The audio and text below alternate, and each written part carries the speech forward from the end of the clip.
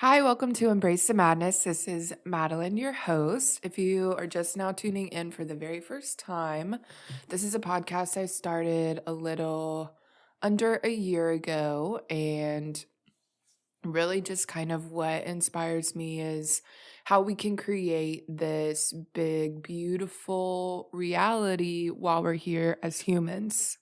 Because, we're part of something bigger and more beautiful. And sometimes the human part is a little messy and sticky, but I feel like when we can turn inside and share with others, then we're definitely in a better spot to grow and learn from each other and build each other up and truly step into our success and power. So last week, I'm like, whoa, everything's just been so wonky a little bit, just trying to get things back on track. Last week, I talked about trauma, and that was, I think, really powerful for me. Just, you know, at least, at least in my perspective, talking about traumatic things helps me. But it's definitely always a good idea to do it with someone you trust and someone who's a professional. And speaking of professionals, I realize mental health is just such a big thing right now, and especially with the pandemic, there's just feelings and emotions all over the place. And so, what are we going to do? So, I thought it would be a cool idea to get with my friend Ingram. I went to high school with her. We went to a private Catholic high school, and she was just always so sweet. I was brand new my freshman year, so I didn't know anybody, and I was like, Catholicism, this is scary. So she's always been such a sweet light, and just, when you keep up with people on the internet, I saw that she was going into social work, and she's licensed and has been working for a bit, and so I just thought it would be really neat to hear her story, see what she's been up to post high school. And holy shit, you guys are in for the biggest treat ever. I think this has to be one of my favorite interviews, hands down. She's just got a lot of good, tough love. She's not afraid to be real. She's not afraid to be herself. And I think that is part of what we do on Embrace the Madness, and we truly step into our individual power. So I'm going to let you guys listen to that. My microphone, I think I had recorded the Zoom call with it was accidentally my computer microphone. So, but that's okay because Ingram is, shining right now. So it's not that bad. It's just different. But yeah. And then before also I do that, I just want to remind everyone I'm starting a Patreon, and that is basically you can do a monthly membership, 5, 15, 30. But I'm going to do bonus podcasts, bonus content. I'm going to mail postcards for everybody that subscribes. Just, everybody loves a little handwritten note, and it's going to be really cool. I'm planning on it coming out in a month. So September, I'm thinking September 2nd. So if you're interested in that, stay tuned. You know where to find me on social. And if you don't, there's a little blip at the end of the episode. Yeah, I just really want you to listen to this one. So I hope you enjoy. Computer. Oh shit. Hey, oh shit, there you are. Hi, I'm recording. Are you cool with that? I mean, Yeah, that's honestly. Fine. How are you? How was your day? It was wonderful. Thanks for asking. How are you? Good. Yeah, I'm good. Just chilling. Sorry, I keep disappearing. I look a mess and I'm sitting on my couch. No, you're beautiful. You want to meet my dog? Yes. Danny, come here. Come here. What's his name, Danny? Her name's Danny, yeah. She's her because she's named after Daenerys Targaryen, because I'm a huge Game of Thrones fan. Game of Thrones. I actually have never watched all that. Good Lord. The best She's show the wrong ever, one, right? but it's super slow. Oh, God. Oh. Say hi. Hi. Bark, bark. And my partner's back there chanting. This is Madeline chanting. Maddie or Mads or whatever. Hi. That's my partner. Hi, partner. Okay, now that you've had a wonderful tour of my family. What are you in Jackson now? Uh-huh. Cool. Yes, ma'am. So as we talk, I will be simultaneously rolling my blunt and getting high. Yeah. So this is the modern way of doing social work for me now.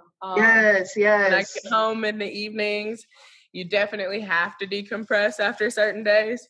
Yeah, you hit the nail on the head when you said self-care. Literally, Mental this health, is my decompression, self-care, end of the day routine. So I come home and I sit on the couch. I change my clothes, although I kept my top for today. But I changed my clothes, and I cuddle with my dog. Sometimes we go for a walk or whatever. But decompression, I have to get high. For sure. And I can totally keep this in there. Are you full sick? Okay. Totally fine. I know, I'm just like, it's gonna be forever before Tennessee gets legalized. Yeah, it literally will. And it's sad that Arkansas is and we're not. You would think that Tennessee would be. Yeah, you would think we'd be a little more advanced than Arkansas, but Well, we can't put on masks though, so I think you're right. Yeah, we have to lower those expectations. No one will wear a mask. This is ridiculous. Oh my God. Absolutely ridiculous. So I read over a few of the questions you were talking about. I don't know how informal or formal you want this to be. And I don't really know where you want me to start, but lead me in there. Okay, so if you want to get your stuff ready, I can just give you a mini spiel or something. Basically, I don't know if you've listened to my podcast, but it's just kind of okay, we're humans and we're living this weird ass human life. How can we best deal with all the shit that's happening to, I guess, make our lives the happiest? But with you being in mental health and it being such a big fucking thing right now, I just was hey, I think Ingram would have a cool perspective to hear what she's been doing in social work. Because I haven't talked to you since, for everybody listening to the podcast, we went to high school together. Yeah, it's been since high school for sure. But I know we both ended up taking the psychology route, and I just wanted to know what got you into that. Why did you go down that direction? Why did you choose social work? Just basically kind of I guess give me a update on you and your life and how you've been since I've seen you last. And because I know I was looking at your Facebook and you went to New Orleans and you interned down there and went to college, right? Yeah, I got my master's down in New Orleans, and then moved back. But I'm happy to tell you from beginning to end how I got to where I am right now. Give me just a second because I'm about to grab another. Yes, get your supplies. So for everybody tuning in this week, we're talking to my friend Ingram, and we went to high school together, and she's always been so sweet. I think I don't remember what grade you left, but she didn't graduate with our 10th grade year. What? Your 10th grade? Yeah, middle of the 10th grade year. So shortly after the fall semester ended and we were going into spring, I left. Okay.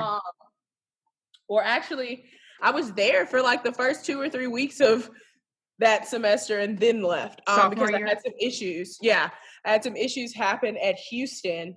And because you went there. I forgot. And I wasn't in the district technically, so they tried to send me to Germantown, and so we were trying to appeal it. So I had to come back to IC for a minute, and I was so upset. Oh my God. In retrospect, I am actually upset I didn't end up staying at IC. Yeah. It is what it is. All good. So okay, we'll start from the beginning. So just to kind of piggyback off of, and I'm rolling up now. So, but just to kind of piggyback off of what you were saying about me leaving sophomore year, that is what kind of started my wonderful journey of depression. So when I left IC, I left because the volleyball program was going down. And we had lost our coach. And so I knew if I wanted to go to college on volleyball, which at the time I did, I needed to transfer schools. And at the time, Houston would have allowed me to play because I was coming from a private school and going into a completely different school system. So I would have been able to play and not have to have taken the year off to play JV because I didn't want to do that. I only wanted to play varsity. My head was big. I was all in it, you know? I remember y'all were just like, yo! Yeah. We were killing it at the time. So, you know, I wanted to continue that. And I definitely was trying to carry that weight with me to Houston. And then I got to Houston and we were starting like open gym practices and just, because it was spring, we weren't in the season. So that was okay because I was getting to know people at school. But I can tell you, I think immediately when I got to Houston, there was a complete shift in my personality. There was a complete shift in how I felt in general about being there. I had lost, I went from, our freshman class was what, 54? 59 maybe? Damn, that sounds like so many. It sounds like so many, but we were the biggest freshman class to have ever graced IC's campus, okay? And we were proud of that until we lost half the class the next year. But I went from a classroom size of like 12 to 15 to a classroom size of almost 30. And it was a complete culture shock for me. When I left IC, y'all's graduating class had how many people in it? I think like 22.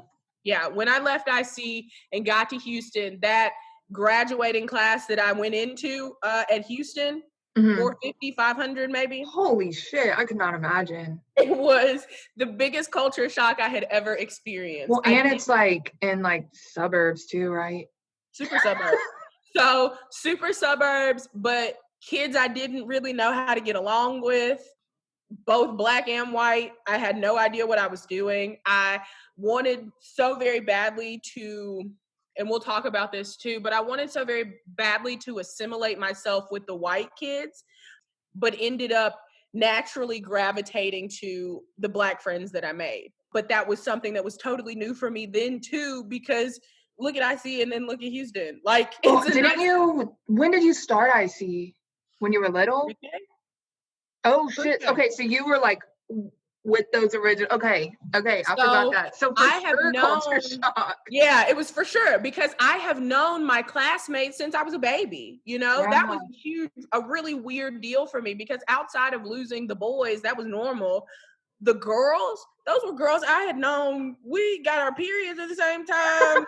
You know, we was sitting at the, we was, you know, we had crushes on the same boys. Like, come on. Like, it was, you know, it was very, and those were people I had a lot of firsts with, you know, as far as, let me think. So my 8th grade class trip, Brittany Gaston and I, we're not friends anymore. So if that's out there, that's out there. I don't care. But Brittany Gaston and I were very close at the time. And we were on the little ride that takes you up it's like the little pods and it takes you up the, I don't know who that is. It takes you up the St. Louis Arch. Because our 8th grade class trip was to St. Louis. And so we were in there and it was me and Brittany and who was my boyfriend? I don't even remember who my boyfriend was. But me, Brittany, Colin, and Cade, I'll never forget this. And we were all in the same pod. And like Brittany and I was sitting in that pod making out with our boyfriends, riding this. But that's a lot of firsts for me. You know what I'm saying? Like, that was a lot. So leaving that life that I knew and was so very comfortable with, these people that I was super comfortable with, and then going to Houston where I ain't know nobody. And we had to be there at 7 o'clock in the morning. You know, I hated that. I absolutely hated that. I was used to starting school at 8:30, and I was good for the rest of the day. I hated having to think about what to put on in the morning. Sure. I hated having to think about what my hair looked like. I hated that I wasn't there with people that cared about me and people I cared about. And also kind of resented the fact that when I got there and started playing volleyball, I wasn't who I was when I was at IC. All of these girls were good. All of them were great, actually. Houston was probably one of the top ranked teams at the time in the state. Wow. And so I went in there, you know, thinking I'm hot shit. And then I got there, and fast forward to summer, we get to summer and I try out for the team, and they by default put me on JV while they work out some of my paperwork with the state. No, I ain't fucking with that. So I make Paperwork. it was bullshit. Okay. Paperwork in air quotes.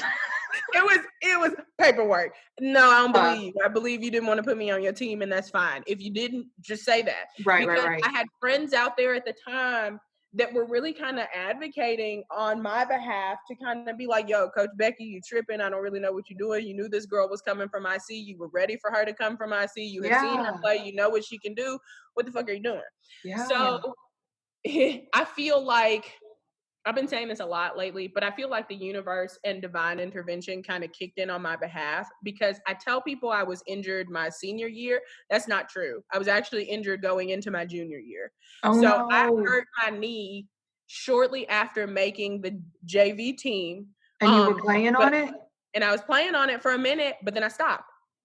I quit the team. I said, fuck it. If this is how it's going to be, and if you can't appreciate my talent at this moment, I'm bullheaded. Yeah. I was already stubborn as fuck because I shouldn't have left IC, and my mom kept trying to get me to stay, and I was like, nah, I'm leaving. And I got to Houston, absolutely hated it, and I feel like it was kind of karma. But after I quit the team, I fell into probably the deepest depression of my life. That's not true, but one of them for sure. One of them, yeah. So I was depressed. Yeah, I was depressed and not going to school. Actually had stopped going to school for a minute, and this is why you were in high school.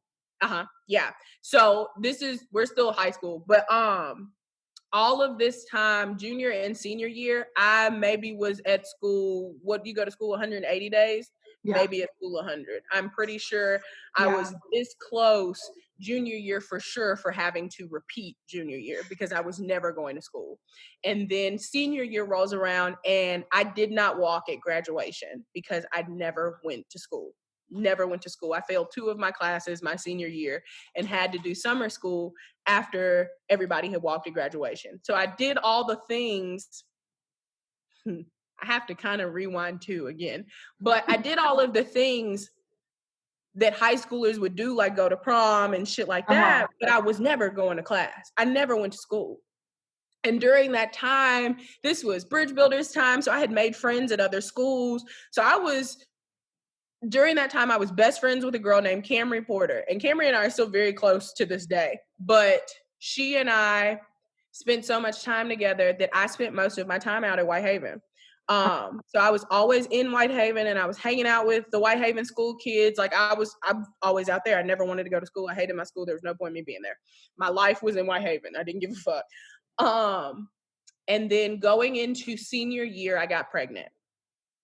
And that was a really big life-changing thing because I'm sitting at the pediatrician and I'm like, I'm getting cramps, but I'm not getting my period. And I don't know what's going on. And to me, sex is sex, but it wasn't sex is going to lead to a baby, even though I knew sex led to babies.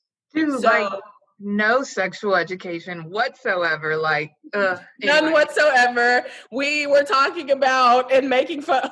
I think we were making fun of Alex in sex ed with Coach Healy or whatever her name was from PE. We were always making fun of Alex because she had the pencils and she kept pretending to stab herself. That was an always type of thing. So I don't ever remember learning in class. I just remember sitting around and laughing and making fun of people. I was a bitch in high school. So that's what I remember. We all had our moments. We definitely did. So going into senior year, I had met a boy from Lausanne and I was all smitten and really in love. And never really took the time to think about what the fuck we were doing. And so wound up, got pregnant, going in. School year had started. School year had started. Oh, shit. This was this was early September for sure. Early September, I'm finding out that I'm pregnant. It's my senior year of high school. We're leaving the pediatrician and my mama is like, you ain't having this baby. So this was let's go. I'll make you an appointment at Planned Parenthood. It's so good you had that relationship with your mom. It is, but at the same time, I kind of hate she never really asked me what I wanted to do.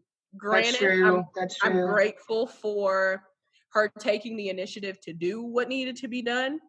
And I hate to say it like that because a lot of people are so, pro-life, and I'm not gonna, you don't kill a heartbeat. And I'm cool, fine. That's your choice. But that's also a choice, you know? Right. So at the end of the day, you're kind of pro-choice. But it just, at that time, I wish I would have had more time to wrap my head around what was happening because we moved very quickly. I walked out of the doctor's office and I think my mom made me an appointment at Planned Parenthood the next day. Wow. So there was no real time to talk about it. I took 2 weeks off of school and took my medicine and made sure that was a private thing. It happened at home. And I can guarantee you that with volleyball and having to go get an abortion and never being able to talk about my feelings, I think that is what triggered my depression for sure. Totally. Yeah. And then senior year was just something that was, I feel like it was supposed to be a certain way. I'm supposed to be enjoying this time with my friends. It's our last year together because I know we ain't going to school together, so I wanted to be able to do that. And I couldn't, Because you outside were of like, in it, the yeah, depression. I hated it. And I hated school, but I was in such a deep depression that I didn't give a shit, I didn't care about making the memories. I didn't care about, and I had so many memories to make that year I had a boyfriend. We were going to prom together. We went to both proms together. I was a debutante that year. So What does that mean? Like fancy? it's super fancy. But it's this like high society type of Ooh, thing girl. that you would do. You wear white dresses and it's a cotillion, and I Oh, feel like like, the ball thing or yeah, like, yeah, okay. that. So my boyfriend was my escort for that, and we were always together, and it was super fun. But then I also had a feeling that some shit was happening with him, and so it turns out he was cheating on me with my best friend. Oh, no. But that's okay. But I think shortly after my debutante ball, I tried to kill myself. And was very stupid about it too, because I feel like in a lot of ways it was triggered by a breakup. And not really thinking about everything else. I didn't care about the other stuff that didn't hit me until I was an adult. My abortion and quitting volleyball, it didn't register in my mind that was something to be depressed about, but I do know that it's what kickstarted it because I stopped feeling like myself. But I think my breakup was my breaking point. And so I tried to swallow a whole bunch of pills. And I was on the phone with my ex at the time. And I was like, I'm gonna do it. It The doesn't one really that you got pregnant with? Yeah, no. So this is funny because I was a slut. I had sex with a guy that I had met at Lausanne, and then he had gone off to college. And so when he found out I was pregnant, there was really nothing for him to do because he wasn't there. And so when I got the abortion, we had a conversation about him taking the baby. He was like, if this isn't something you want to do, I got you. I will take care of it. Just give it to me and my family. And I was just kind of like, this is something that kind of has to happen. Not really anything up for discussion. I'm sorry I couldn't include you in it. My brain is not mature enough to think that that's something you need to be included on. And so after that, we had kind of fallen off, and I started dating my boyfriend, and he went to MUS at the time. And we started dating, and he had been my best friend for years before that. And we had this really weird conversation shortly after I told him that I had gotten pregnant. And he was like, I would have been the dad. I would have taken care of it. And I was just kind of like, okay, I guess we can date. So we dated. And it was the worst relationship of my life. So that was a good year or so's worth of time of me going through a whole bunch of shit and then hitting my breaking point in April and spending basically the last 3-4 weeks of school at Lakeside. we were graduating May 7th, and I went to Lakeside April 15th. And did their outpatient program, but stopped going to Houston. And they transferred my work to Lakeside, and I would go to school at Lakeside all day. It would be 8 to 5, actually. It was like going to Did you work. do like an inpatient thing there? I didn't do inpatient, I just did outpatient. Okay, and that's where you don't stay there, you just go. Okay. You go, and it's like going to work. So I'd get there at 8, my mom would drop me off, and then I'd leave at 5. And so what you did was, in the morning you did your homework, whatever schoolwork you had, that's what you worked on, and then the rest of the afternoon was spent in group. So I'd have to do multiple groups, and then I'd have to take time with the psychiatrist to talk to him too. And so that was what my life looked like. And I was diagnosed at that time with severe anxiety and depression. And kind of, I feel like I wore that on my back, like you would wear your name across like your back. Your identity or something. Exactly. Like I'm Ingram and I'm depressed. Yeah, exactly. And taking that to college, I didn't even want to go to college. Going to Murray was a last resort because my GPA was shit. And I didn't feel like I could get into another school. So I went to Murray and started meeting people and kind of getting back into a groove of which I feel comfortable. I was meeting friends. I had a boyfriend again. I was happy, or at least as happy as I thought I could be. And the first 3 years of school, I was an athletic training major. I had no idea I wanted to do psychology, despite going to orientation and writing down psychology on the paper. I was like, oh, that sounds cool. I'll write down psychology. And then all of a sudden I was like, ooh, let's tape feet. So that was definitely fun for the moment, but I think I was very into it because at the time I was just I was hot in the pants. I really wanted to be around the boys. I wanted to be around the athletes. And it was like also during that time where I felt like I was beginning to not beginning, because I feel like my feelings for women were always suppressed.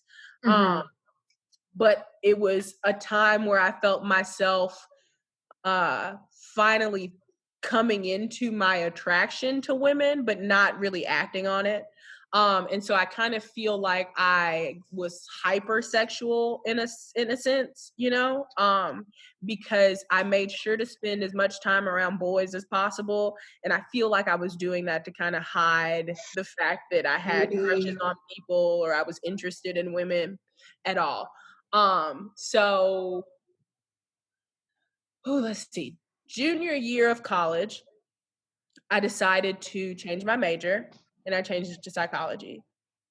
And it was the best decision I ever made because I absolutely fell in love with it. The only thing I could not get down was statistics. I absolutely hated statistics. It was awful. I did not understand what the fuck I was doing. And it makes sense now that somebody's not trying to break it down to me like I'm an idiot. I know how to do it now. But at the time, I was like, girl, I don't know what you're talking about. I had to take statistics several times because I was like, this does not make sense. Yeah. But classes like lifespan development and abnormal and things like that, those were the things where I was like, yo, I like this. Yeah. So getting into it and kind of learning about mental illness it was something that was always in the back of my head. I was like, I know what depression is, obviously. I know what anxiety is, obviously. I know that bipolar is not just hot and cold. Like, I get these things, I'd really like to make sure that other people are aware of what mental illness is and can be and what it can look like outside of these stereotypical norms that we have. Totally. And these stigmatized things that we have such stigmatized ways of figuring out how somebody might be crazy and cuckoo and whatever the fuck.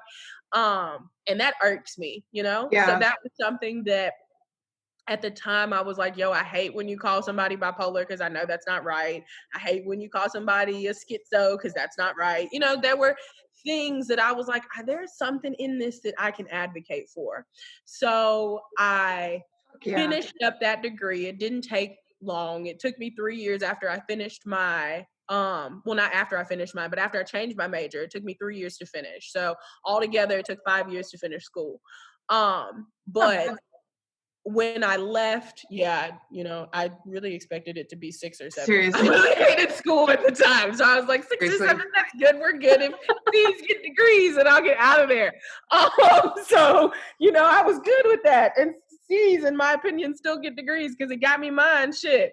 And don't nobody ask me questions about it. So, Nobody's like, what's your GPA? What was your GPA? Are you sure you're smart? Like, no, I ain't playing with y'all. So anyway, after graduation, I moved home for the year. I graduated in 2016 from Murray State and moved home to Memphis, and immediately started working at Bridge Builders. Cool. Bridge Builders was so much fun because it was fun when we were in school, and then it was even more fun to be on the other side of it, facilitating this growth within kids. So you got to be like when we had the group leaders. Yeah. Oh, cool. Yeah. So I didn't do 11th and 12th grade, but our year going into it, I think they started in 2009, 2010-ish. They started 7th through 10th grade. So I was co-facilitator for 7th through 10th grade sessions. And it was awesome. I loved it. I loved working with my little babies up until my 10th graders. Like watching that progression in them is what originally prompted me to think I wanted to work with kids. Mm-hmm. And then I started applying for jobs during that time because I knew Bridge Builders was going to end in August. So I was like, okay, I got to find a job. So I applied for Youth Villages and Lakeside. Youth Villages has a terrible reputation amongst people that work there, not necessarily amongst the people that do the work, or, excuse me, that's not true because that's the same thing and I sound stupid, but not necessarily about the work that's done, but the people that work there complain heavily about their residential facilities because the kids aren't being reached in a way that sits well with them, if you think about it, because I don't feel like any kid is a bad apple unless they were literally genetically born to be a psychopath or antisocial personality disorder. Unless they're born with something in them that's just a little bit off, an extra chromosome, whatever, if they are born that way, no child, outside of that, no child is a bad apple. And I don't think so either. There's no reason that you can't pour certain things into a child to make sure that they get to where you think they need to be or where they need to be ultimately. But I feel like people get into the work because it's a job and not because it's something they're passionate about. You mean like the money or like just a career? That sounds like teachers too. Yeah, just to have a job. They do it just to have a job, not because it was something they were ever really interested in, but, I see I could apply for this and I meet the criteria, I'm going to go for it. And I feel like that attitude is exactly why kids don't meet you where you're trying to meet them, or I'm trying to think of the word and I can't, but they're not receiving whatever you're trying to give because they know you're not genuine with your intentions. I feel I feel like you have got to mean what you say and say what you mean when it comes down to dealing with a life that can be as fragile as someone dealing with mental illness. And the majority of the kids that are going through Youth Villages programs are in the foster care system. So they've got a lot of trauma going on in just the sense that I've been separated from my home. I've been separated from the people that I care about or that I think care about me. Or I may have been in a situation where those people that I thought cared about me didn't care that much and they were neglectful or abusive, or my surroundings with them in general just put me in a shit place. People don't think about that when they think about treating children. Some do, but not a lot of people when they walk into residential facilities like Lakeside, but like Youth Villages, they don't automatically walk in thinking each one of these kids needs love. Taking that into account. Exactly. They walk in thinking, what little badass kid I got to deal with today? they go Right. in It's with like, the don't mom. give them a reason. Don't give them a reason. They feed Don't buy kids feed off that energy. And if you're gonna go in there and be a little cunt, they're gonna be a little cunt right back. Like, don't do that. Come on. And I feel like because I was hearing from people how bad youth villages could have been or might be, or Uh-huh. one of the techs was messing around with one of the kids, or one of the kids sexually assaulted one of the techs, blah blah blah, you shouldn't work there because it's dangerous for women. Okay, whatever. But I'm listening and I'm gullible at the time, so fine. So Lakeside offers me a job, Youth Villages offers me a job, and I go with Lakeside because I don't really know what I'm getting, but I know I leave at the end of the day and I don't have to stay. Right. So I got out to Lakeside and worked the 3 to 11 shift. And that was the worst shift ever. Don't ever work 3 to 11, no matter where you are. It's awful. You lose your whole life. But you make a little bit more money than 7 to 3. So I thoroughly enjoyed my job at Lakeside. I worked on the high functioning unit, and I was on the adult male side. So High functioning just means like they have mental illness, but they're able to do like day-to-day things. yes, Okay. yeah. So high functioning is for anybody that is living with mental illness but can still complete their daily living skills. So I can still wash myself, I can still eat by myself. My psychosis is under control. I'm regulated on my medication, so I am adherent to my treatment plan, basically. And so that is and I went back and forth because there was a male hall and a female hall. So I went back and forth between those two halls most of the time, but my primary unit was the male side. Lakeside has, I believe, 6 units altogether, 5 or 6 units altogether.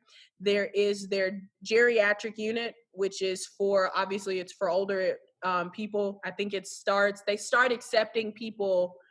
They can be young. Geriatric just essentially means you need a little more care than everyone else, because you can have young people on geriatric unit, but these are people that cannot do anything for themselves. Okay. So on Gero, you have more people that are equipped to handle somebody that might use the restroom on themselves. So I have to wipe you, or I have to feed you, or I have to bathe you, anything like that. So I never really went to Gero. It kind of actually scared me a little bit. And I think it scared me a little bit because I don't like seeing old folks like that. It I is a don't lot like, to like watch and sit with, like, okay, you're gonna die soon. and that's It makes hard. me uncomfortable. Yeah. Or like Or if they're just knowing, suffering. yes, they're suffering, and knowing that like their family wasn't always coming to visit them. Like that shit was Yeah. I know you hurtful. I like did just not know like their that. whole like life, and you're just like, oh my God, they're just having a horrible time. And they're probably like, turn on the I'm story. about to throw my poop at you. That's what you don't know. Like you just so It's not my family. fuck my family. I don't even know who they are. I'm throwing my poop right now. So that happened a lot. You also had like a lot of old people that were very sexually active, and then just God, so weird to think about. I could not do it. So anyway, so other than Gero, we had a total recovery unit or total recovery program, which was those that were dealing with dual diagnosis or substance use, but mostly just substance use. So that was kind of our detox wing. But if you did have a dual diagnosis, and for anybody that doesn't know what a dual diagnosis is, that means you are dealing with both the mental illness and a substance use disorder. So you can be alcohol. I don't like the icks. So you can have. I'm see. Are you schizophrenic? I don't like the icks. Icks or ick. Yeah, the icks are ick. I hate labeling people. Just Sure. like I told you earlier, I hated being Ingram and being depressed. I hated that label. So I don't like the icks. I don't like schizophrenic. I don't like alcoholic. I don't like, drug addict. I don't like any of that. You go. So I try my best So, to steer clear of that type of vocabulary. But yeah. you will have people that have alcohol use disorder, or be heavily addicted to some type of drug, anything like that. on total recovery. My unit was West. That's what they called it. Like I said, it was high functioning adult unit. You had the child and adolescent unit. Lakeside takes kids as young as 3, which Oh, is wow. very scary to think about. But we had kids at some point in time walk up, and be like, he'd be 3 and this is the cutest little thing in the world, but he'd walk up and be like, I tried to kill my baby brother, you know? And that's scary when you hear stuff like that. Yeah. And that right there is exactly how I figured out I didn't want to work with kids. Because it was the most gut-wrenching thing to hear from a child. Him not understanding why he was in this place, but knowing he didn't want his baby brother around, but also not being able to, or actually being able to effectively communicate that to somebody. I don't like my baby brother. I don't want him. I told my mom and daddy not to have him, and they had him anyway, and I didn't want him. Yeah. But Oh that's my also God. really scary because kids have a lot more functioning than we realize that they have, or that we give them credit for having, because we've done all these studies to tell us that kids can't do for themselves. But in actuality, kids are very intuitive and they know exactly what the fuck they want and when they want it. And they may not Totally. be able to tell you what they want, but they can tell you what they want. You just You gotta know? listen. You just have to listen. It might come out as jumbled up words, but you just have to listen. Or they'll show you in their actions, just like we as adults show people in our actions what we do Totally. or what we want. So, I don't know why I never started rolling my blunt, but Girl, do you need to? I feel like it. But so, other than that, there was also the most acute unit at Lakeside, which is called East. East, and when I say acute, for anyone that doesn't know, acute, that means you are the worst off. You are low functioning, typically in the middle of a psychotic break, not psychotic, I don't like icks, but in the middle of psychosis, dealing with mania. These are where you would have your non-adherent people that are dealing with schizophrenia, people that are dealing with active hallucinations, be it auditory, visual, or tactile. They literally think that whatever they are dealing with in that moment is exactly what their reality is, despite the reality being completely different. Um, and so these are patients that think that if they turn on the TV and who's in the TV, they're out to get them. Or somebody programmed their TV, and this is typically something that's in conjunction with schizophrenia. But they think that the TV signals and waves are trying to transmit to their brain. And so the TV is brainwashing them, so they can't have on the TV. If they sense that you don't want to be there, they feel that. And they're like, ooh, you out to get me too. I don't trust you. I can't fuck with you. I don't want to take my medicine because you're trying to kill me. My medicine is what you putting this in my body, and it's the worms that's in my body trying to eat. It's hallucinations. It's talking like you cry. It's word salad. It's all types of things. These are also people that are bipolar and dealing with their manic phase at that time.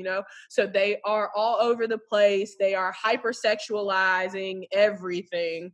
They aren't taking their medication because they feel super, super creative. They think that they can do whatever. They are hyper religious. They think they might be God. These are things that are happening to people that are non-adherent or just don't actually know that they have this mental illness. And a lot of these mental illnesses go undiagnosed or overdiagnosed also. Sure.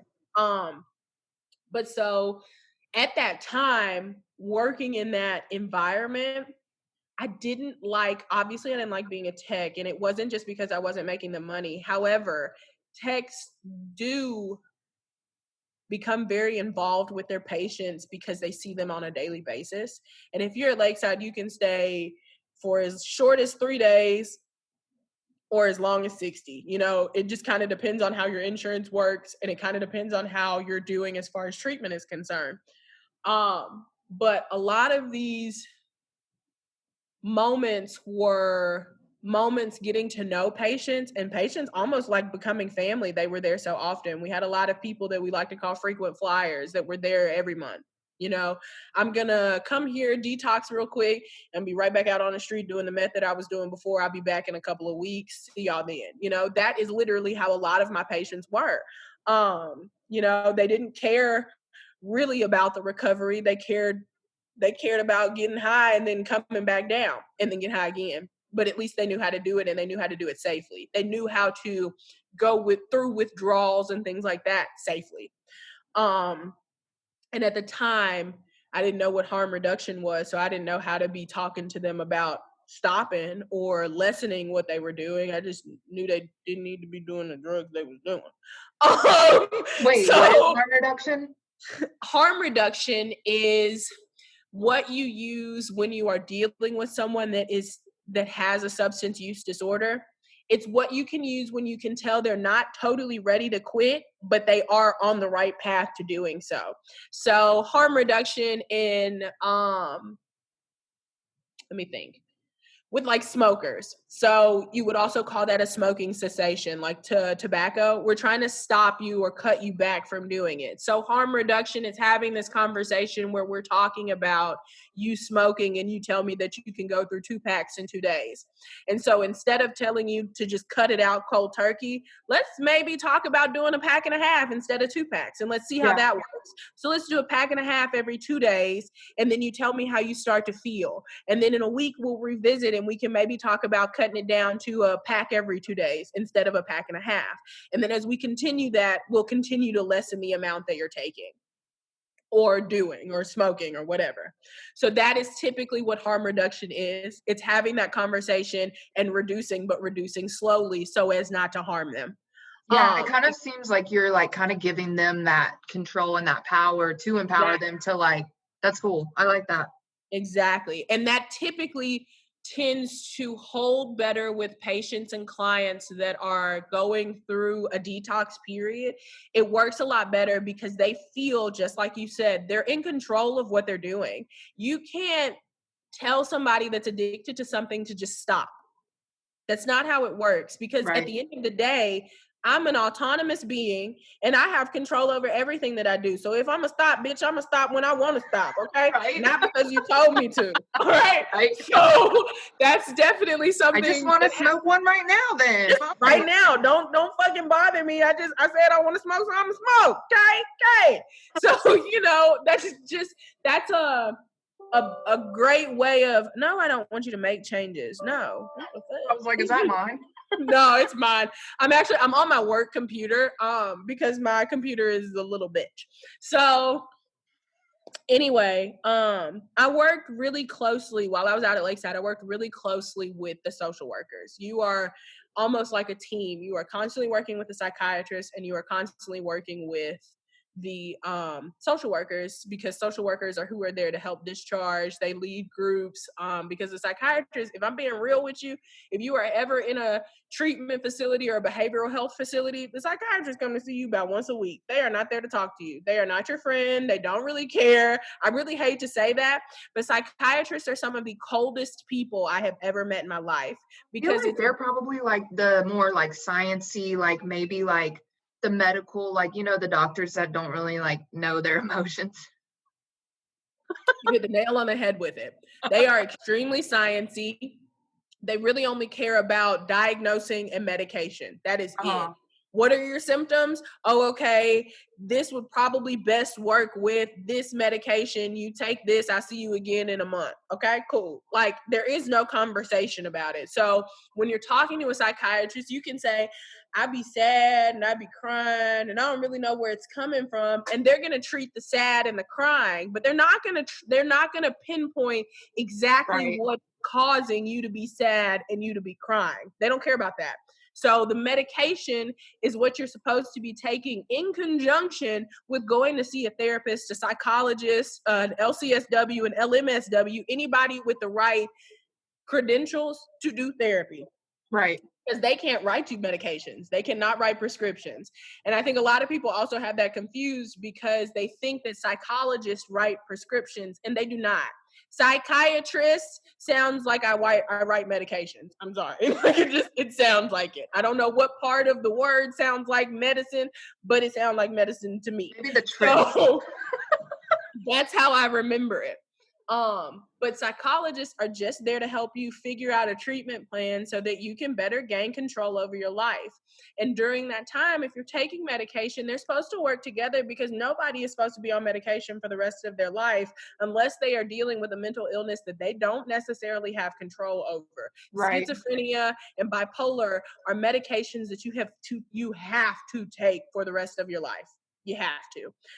And unfortunately, they have not figured out another drug outside of lithium to really take care of bipolar disorder.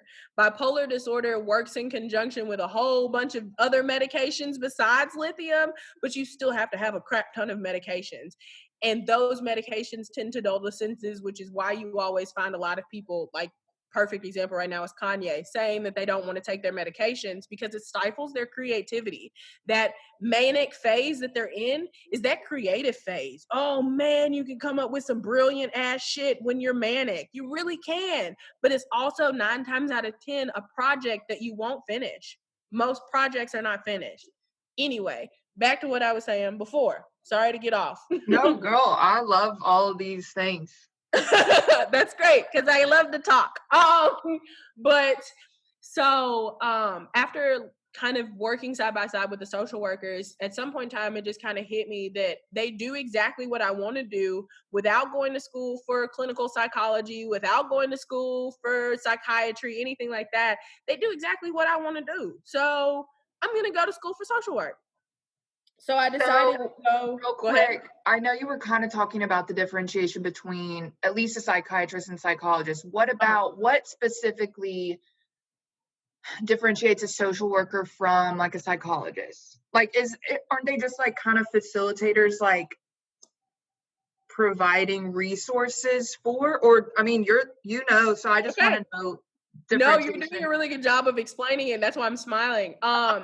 Because essentially, yes, they do the exact same thing. One's just a psychologist, and they may have gone to school for clinical psychology, and LCSW, instead of going to school for clinical social work, because you don't really do that, you instead spend the time getting continuing education units and credits and going to supervision with someone that is also an LCSW and of the same background. Okay. So essentially, the difference is really nothing other than your title and your credentials. Oh, cool.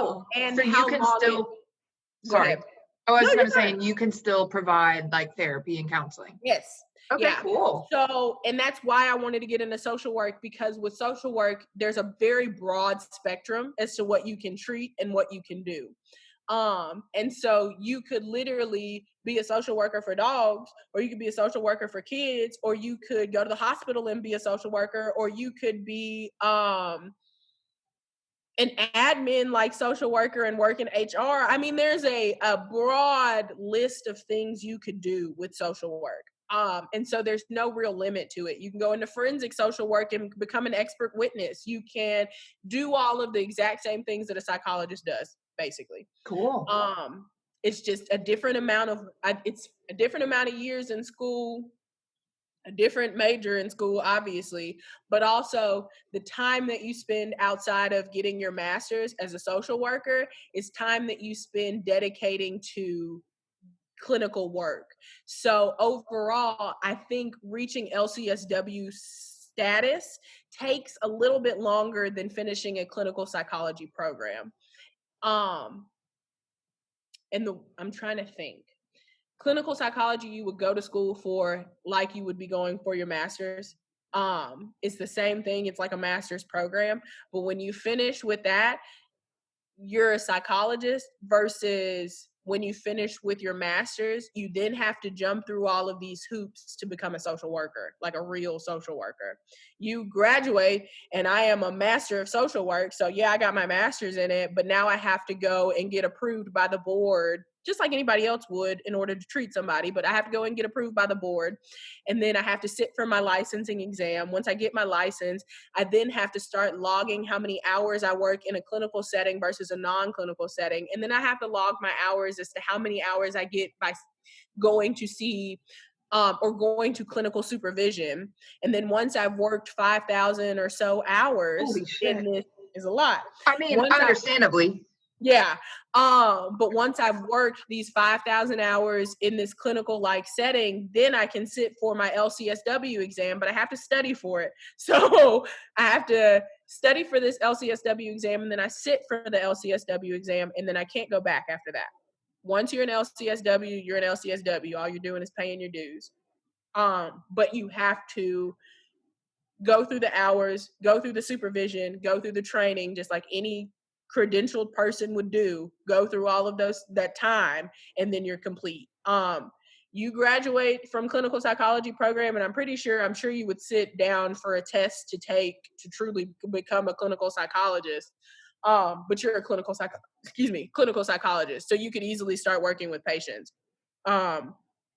Whereas with social work, I couldn't immediately start working with patients, because you have to, if you're not in a setting where you'd have a clinical supervisor, you can't practice. Because there's nobody to watch what you're doing. There's nobody to hold you accountable.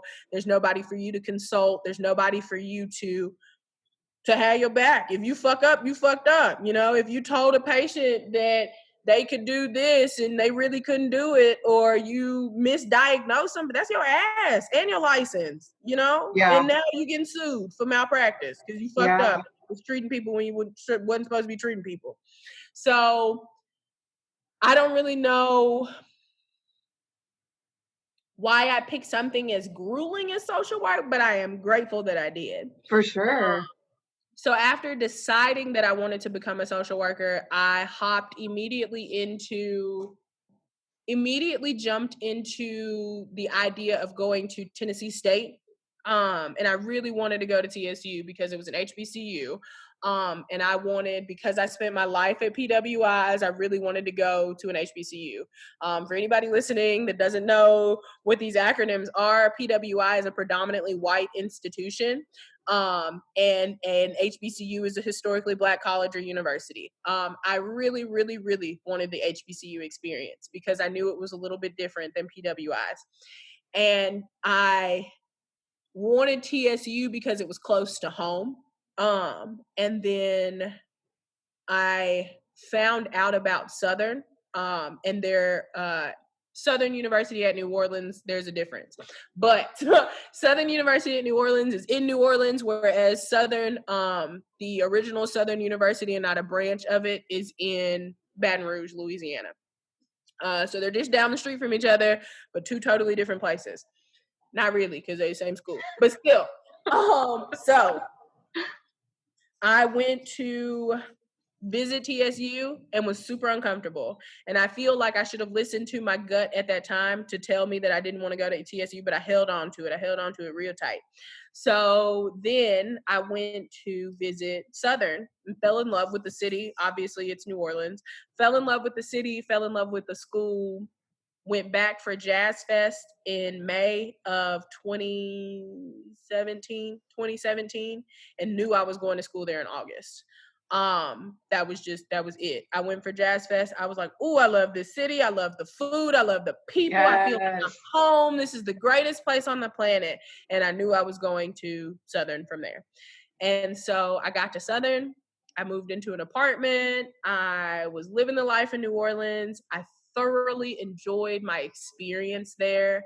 I feel like I was not only taught social work, but I was taught social work experience from the Black perspective, which is something that there are several schools in Louisiana that are great at social work. LSU, Tulane, Southern, they all have very great programs.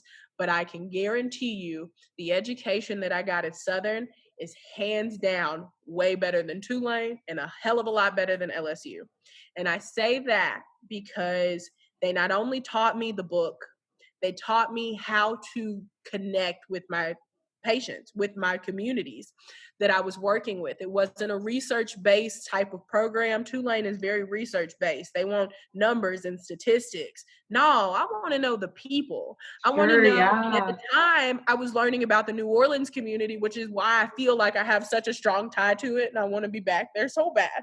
But you need to get her back there. I just gotta go. I love that city. And I love the city because the native New Orleanians taught me what New Orleans was all about. They taught me about the experiences after Katrina. They taught me about the experiences of how they come together for festivals and second lines and funerals and parades. They taught me a different way of life. And I feel like New Orleans is a completely different city and state as a whole. I feel like New Orleans is a state, in my opinion. But I feel like as a whole, they are a completely different place and they are on a completely different level than the rest of the country. And I know that sounds weird because Louisiana is actually a failing state. It's a terrible state, and most of the money that pours into New Orleans is tourist money, and they only pour it into the French Quarter. They don't give a shit about the rest of the city. They pour it into the rest of the quarter. I mean, they pour it into the quarter. They pour it into the areas where they know tourists are going to go, The nicer areas like around the universities and stuff like that, Tulane and Loyola, they're nice, they're really nice actually, and they're also heavily white. And I feel like that is a statement to how badly the communities were treated after Katrina, because people went in. Now, granted, the areas around the universities were always heavily white. They were always predominantly white. But the people that lost their homes in that area, in Central City and in other areas like that. Was it Central City? What area? I'm trying to think of the areas that are around the universities, and I'm trying to think of what it's called. Can you help me? Garden District. Thank you. I couldn't think of it for some reason. I can think of Central Business District and a whole bunch of other stuff, but I couldn't think of Garden District. Garden District is heavily white, like I was saying. Whereas if you went to the 7th Ward and Gentilly and things like that, they're predominantly Black areas. And they're also areas that are closest to water, and they flooded. They flooded big time, and people lost their homes. People lost their lives, people lost their families, and they never returned. And a lot of people fail to realize that when Katrina happened, corporations poured into New Orleans to buy up land because they knew people were never going to be able to come back and afford it. Insurance companies scammed people out of their money. People never returned to the homes that they had owned, the land that they owned. They went home and saw that their houses had floated down the street and were now in their neighbors' yards. There's a lot of disenfranchisement that happened after that, and it continued and it perpetuated this life of disenfranchisement. So learning about that from people who experienced that changes your life, that changes everything, because now not only are you hearing how it affected somebody, but now you're hearing about how to better treat somebody holistically, the biopsychosocial of a person based on a traumatic event. You're now having this conversation with someone who experienced something that was so heartbreaking and so earth-shattering and life-changing, and now you're learning how to treat them better.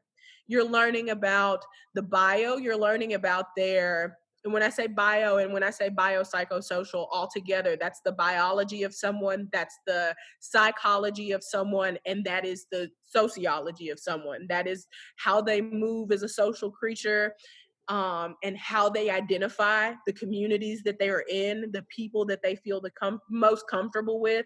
That is the social of someone. The psychology is their brain, obviously, the trauma that they may have experienced, the things that they've been through. That is all going to affect your psyche. That's all going to affect your brain. And then the biology. Let me think about what could have been passed down generational wise. I have to think about what came from grandma and grandpa on both mama and daddy's side. I have to think about the fact that if you're raised in a single parent household, you really don't focus on the other parent, but you do also become heavily affected by not having that parent there. There are so many things that pour into the very essence of a person, and just research won't tell you that. Research will give you a hard statistic or a hard fact, but It won't give you the reasons that statistic became the statistic. They won't give you the reason behind a fact becoming a fact. They just give you that blanketed fact, So that, learning that, hearing that, being able, and then also having professors that told me that I was great versus professors that wouldn't even bother to learn my name, you know, that meant a lot. I have professors that I still talk to now, you know, and granted, I got that at Murray and it was great, but it was only 2 professors versus still being in contact with all of my professors from Suno. You know, I had a professor who thought so highly of me that she recommended me to be the first person to intern at National Alliance on Mental Illness, NAMI for short. But that was the first time any Suno student had interned at NAMI, and I was the first. And that was because my professor believed and poured into me the knowledge and the time that it took to teach. I'm not teach, but just mold me, you I know? love that so much. Yeah, a lot of professors don't do that. But I feel like being at an HBCU, they're invested in what comes out of that school because so much rides on what comes out of that school. HBCUs are so harshly criticized and audited on a regular basis because they're Black institutions, you know? And white people didn't want no Black institution. They didn't want that. They didn't think niggas needed to learn, excuse my language, but let's be real. They didn't think that we needed to learn the way that they learned. They didn't think we needed to know how to read and how to speak for ourselves and do what we were doing. So it was up to us to educate ourselves, to teach ourselves how to read, to teach ourselves how to write, to teach ourselves to become twice as good. We had to do that. And in order to do that, we had to create institutions where we felt safe and comfortable and heard and not excluded from the work just because we look different. So going to an HBCU not only gave me a shit ton of pride, but it also gave me an education that cannot be matched, in my opinion. I could go to Harvard tomorrow, and that's great. Y'all know some shit, but I know some shit too. Totally. You know? I'm so happy for you, Ingram. Hearing like this whole thing, I'm just like, holy shit. I'm so happy I for had you. to do this. It meant a lot to me that you asked, but also the sense of being able to talk and be able to be as candid as I'm being right now. Not a lot of people allow that, or not a lot of people want to hear that. So like I said before, like I truly appreciate you providing this platform to amplify my voice, because I feel like my voice is definitely, it needs to be heard sometimes. You're like, it's not being heard. Should I be louder? Or do I need to speak louder just in case you might be deaf? Because you must be missing what I'm saying. Are you smelling what I'm stepping in? So, you know, it was definitely after Suno and after graduating, I feel like I walked differently. And I don't know if that makes, I was about to say, I don't know if that makes sense, but I feel like I carried myself with a different type of confidence. And I've always been outspoken. I've always been opinionated. I've always made sure people heard me. I'm loud right now on the phone, and I'm never normally this loud. That's a lie. But like, you know, it's just, I had a different swag about myself. And then I graduated, and NAMI, my internship, offered me a job, and I was super excited about that. But I have to let people know that if they think social work is just taking people's kids, it's not. Obviously, we are not just You're talking about like DCS? Yeah, and we're not just Services. Department of Children and Family Services. We're nothing like that. We are so much more. We do a lot more. But it is majority case management. We do a shit ton of case managing. I feel like I am still case managing, and I'm not case management right now, you know? But at NAMI, they gave me my first job, and it was a case management job, and I was a mental health case manager, and it was the most rewarding, excruciatingly annoying thing I've ever done in my life, because not only are you now living for yourself, but you're living for however big your caseload is. You are making sure that they take their medications in the morning, and then making sure they fill their pill box for the rest of the week. And then you're making sure they take that pill box home, because even though they filled it, they may not remember. I worked with patients that were severely mentally ill. And I don't like to say. How often did you see them? Every day. Daily? Okay. Every day. So where I worked, it's unique. It's what you call the Uptown Friendship Club. And so these patients, or not patients, because there we call them clients. I have to get used to the lingo. It's different everywhere. Sometimes you don't want to use patients because if you use patients, they feel like they're at the hospital, and they're not. They're Right. independently living their life. So we call them clients. So my client base was chronic mental illness, but people that were semi midway functioning type of levels. They could do for themselves, but not without help. They could cook, they could clean, they could do whatever. But the Friendship Club also helped to teach them those daily living skills. So they'd come to the Friendship Club every day, and they had certain chores or certain jobs to do. So they came to Friendship Club, and in the morning we'd do group, and they'd kind of hang out and do whatever. But lunchtime would roll around, and we'd have people who worked as kitchen staff. So they'd go in the kitchen and cook. And they had somebody to oversee what they were doing, but they cooked their own meals every day. They paid $2 for their meals. So they brought their $2. They learned the way to exchange money and ask for goods and services and things like that with their money. They learned, like I said, how to cook for themselves. After we finished eating, they clean up the area. So they learned how to mop and sweep and wipe down the tables and things like that. And in the evenings, afternoons, they'd spend time on the computers. They'd watch a movie. They hang out with each other. But it was both community, but also a teaching and learning place. So they were able to be with the people that they've known for years. A lot of those people had been going there 20 plus years. They'd been there as long as I'd been alive. So they knew how to take their medications. They knew how to function. Some of them lived independently, so they had their own apartments. But these are your chronic cases of schizophrenia and bipolar disorder, sometimes in conjunction with each other. So schizoaffective disorder, which is schizophrenia and bipolar, but they're dual, which is extremely difficult to function with. And my patients, my client, they killed it. They was always killing it. They were doing the best job ever. They could walk themselves to and from. They knew how to take public transportation. They loved going out in public and having a good time. They were, unless you ran a conversation with them, you had no idea they had a mental illness, But even sometimes in running conversation, you ask them, "Hey, Kathy, how you doing today?" "Oh, Miss Ingram, I'm fine. I'm good. How are you today?" My cat, she did this. They lived a life. And then you'd have patients that if you had a strict routine with them, they knew what to do. But if they deviated from that routine at all, they were completely thrown off their game. If they didn't come to the Friendship Club one day because they got sick, it was now we have to restart everything. We have to start from scratch on on filling our pill box and making sure we take our medications.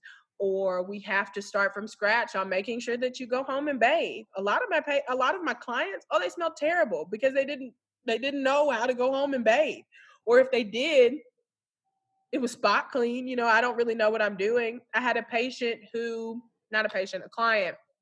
whose hands were so deformed because she had stopped bathing, but she also had had a stroke.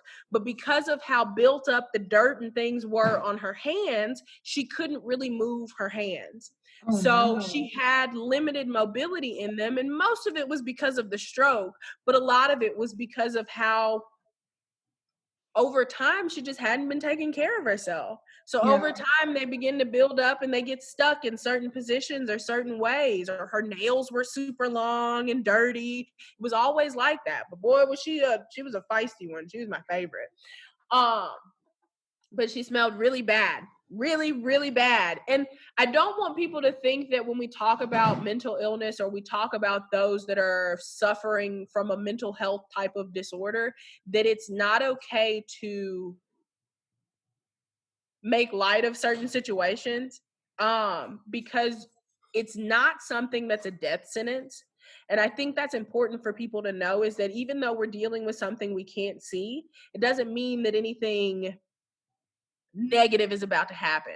It's okay for me to say that my patient was funky. She was funky, and that's not a lie. I used to tell her all the time, "Did you take a shower today? Because you don't smell too good." There are ways of going about saying it, but you best believe I'm going to talk about it afterwards, because you're not going to limit me. "Oh, this You're not gonna limit me from talking or sharing about my day. And it's not because I want to actively make fun of my patient or my client. No, I'm not doing that. But she was funky, okay? And that was it. That's all we're gonna say.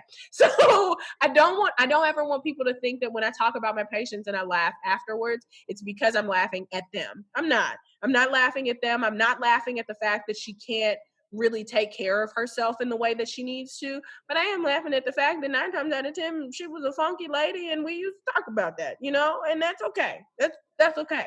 So now that I am I left my job at NAMI because I wasn't getting paid enough for the work that I was doing. I had a caseload of almost 40 clients, and I just was not.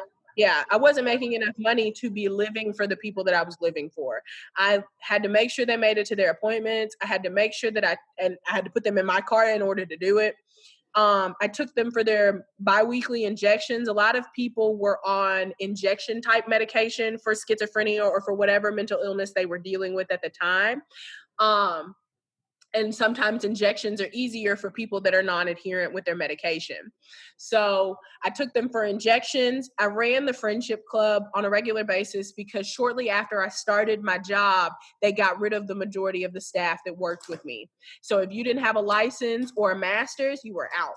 And it was rough, okay? That's bad for the clients too, right? It was terrible for the clients. It was awful for the clients.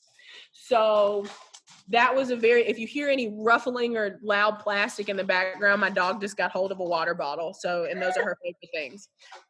After that, I was essentially running the friendship club, making sure they made it to their places and things that they needed to do. And then also making sure to lead groups and still do the case management job that I had to do for $36,000. That was not enough. Damn, yeah. Also, you have to realize that in New Orleans, if you're not making $60,000 and living downtown, you cannot live. You can't. It's almost impossible because rent and gentrification has happened in majority of the areas that are down there, which happened after Katrina, because before Katrina, prior to it, you weren't paying $10.25 for a shoebox. You might be paying $700. So after Katrina and after gentrification of certain areas, prices skyrocketed.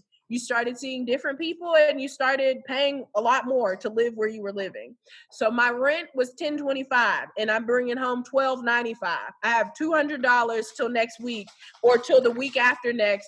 I don't know what the fuck I'm going to do because I also have other bills to pay. Right. So after that, I was like, I can't do this. I have to leave. I can go back to Tennessee and try again, and then I'll move again later. But I need a job that pays a little bit more, which is how we got to where I am now. I am now at Christ Community Health Services. I absolutely adore my job sometimes because it's not always that great. It's a job that I had to learn to love the job that I have because it wasn't a job that I was used to. I was used to a very clinical and very hands-on type of job. And at this job, I'm not as clinical and I sit behind a desk most of the day. And I absolutely hated that. When I was at NAMI, I was on the move all day, every day. I was running around. I was doing stuff. I was frustrated at the end of the day, but I felt like I had done something. Yeah. There are days where I leave this job and I guarantee you I probably sat behind my desk watching Grey's Anatomy for a majority of it and maybe saw 2 patients, and that is difficult for me because I am used to working in a setting where I am eating up mental illness, loving it, enjoying it, not helping you sign paperwork and not connecting you to community resources. However, I've done that, but it wasn't the majority of my job.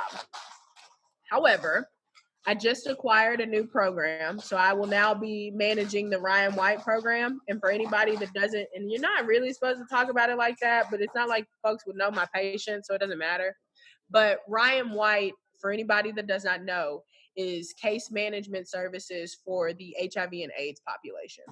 So Ryan White is the name of the person who I guess kind of assisted with helping to begin this program, but it's essentially making sure that HIV and AIDS patients stay adherent to their treatment plans. They stay adherent to the medications that they're supposed to be taking while also working in conjunction with behavioral health. So they're treating this patient holistically.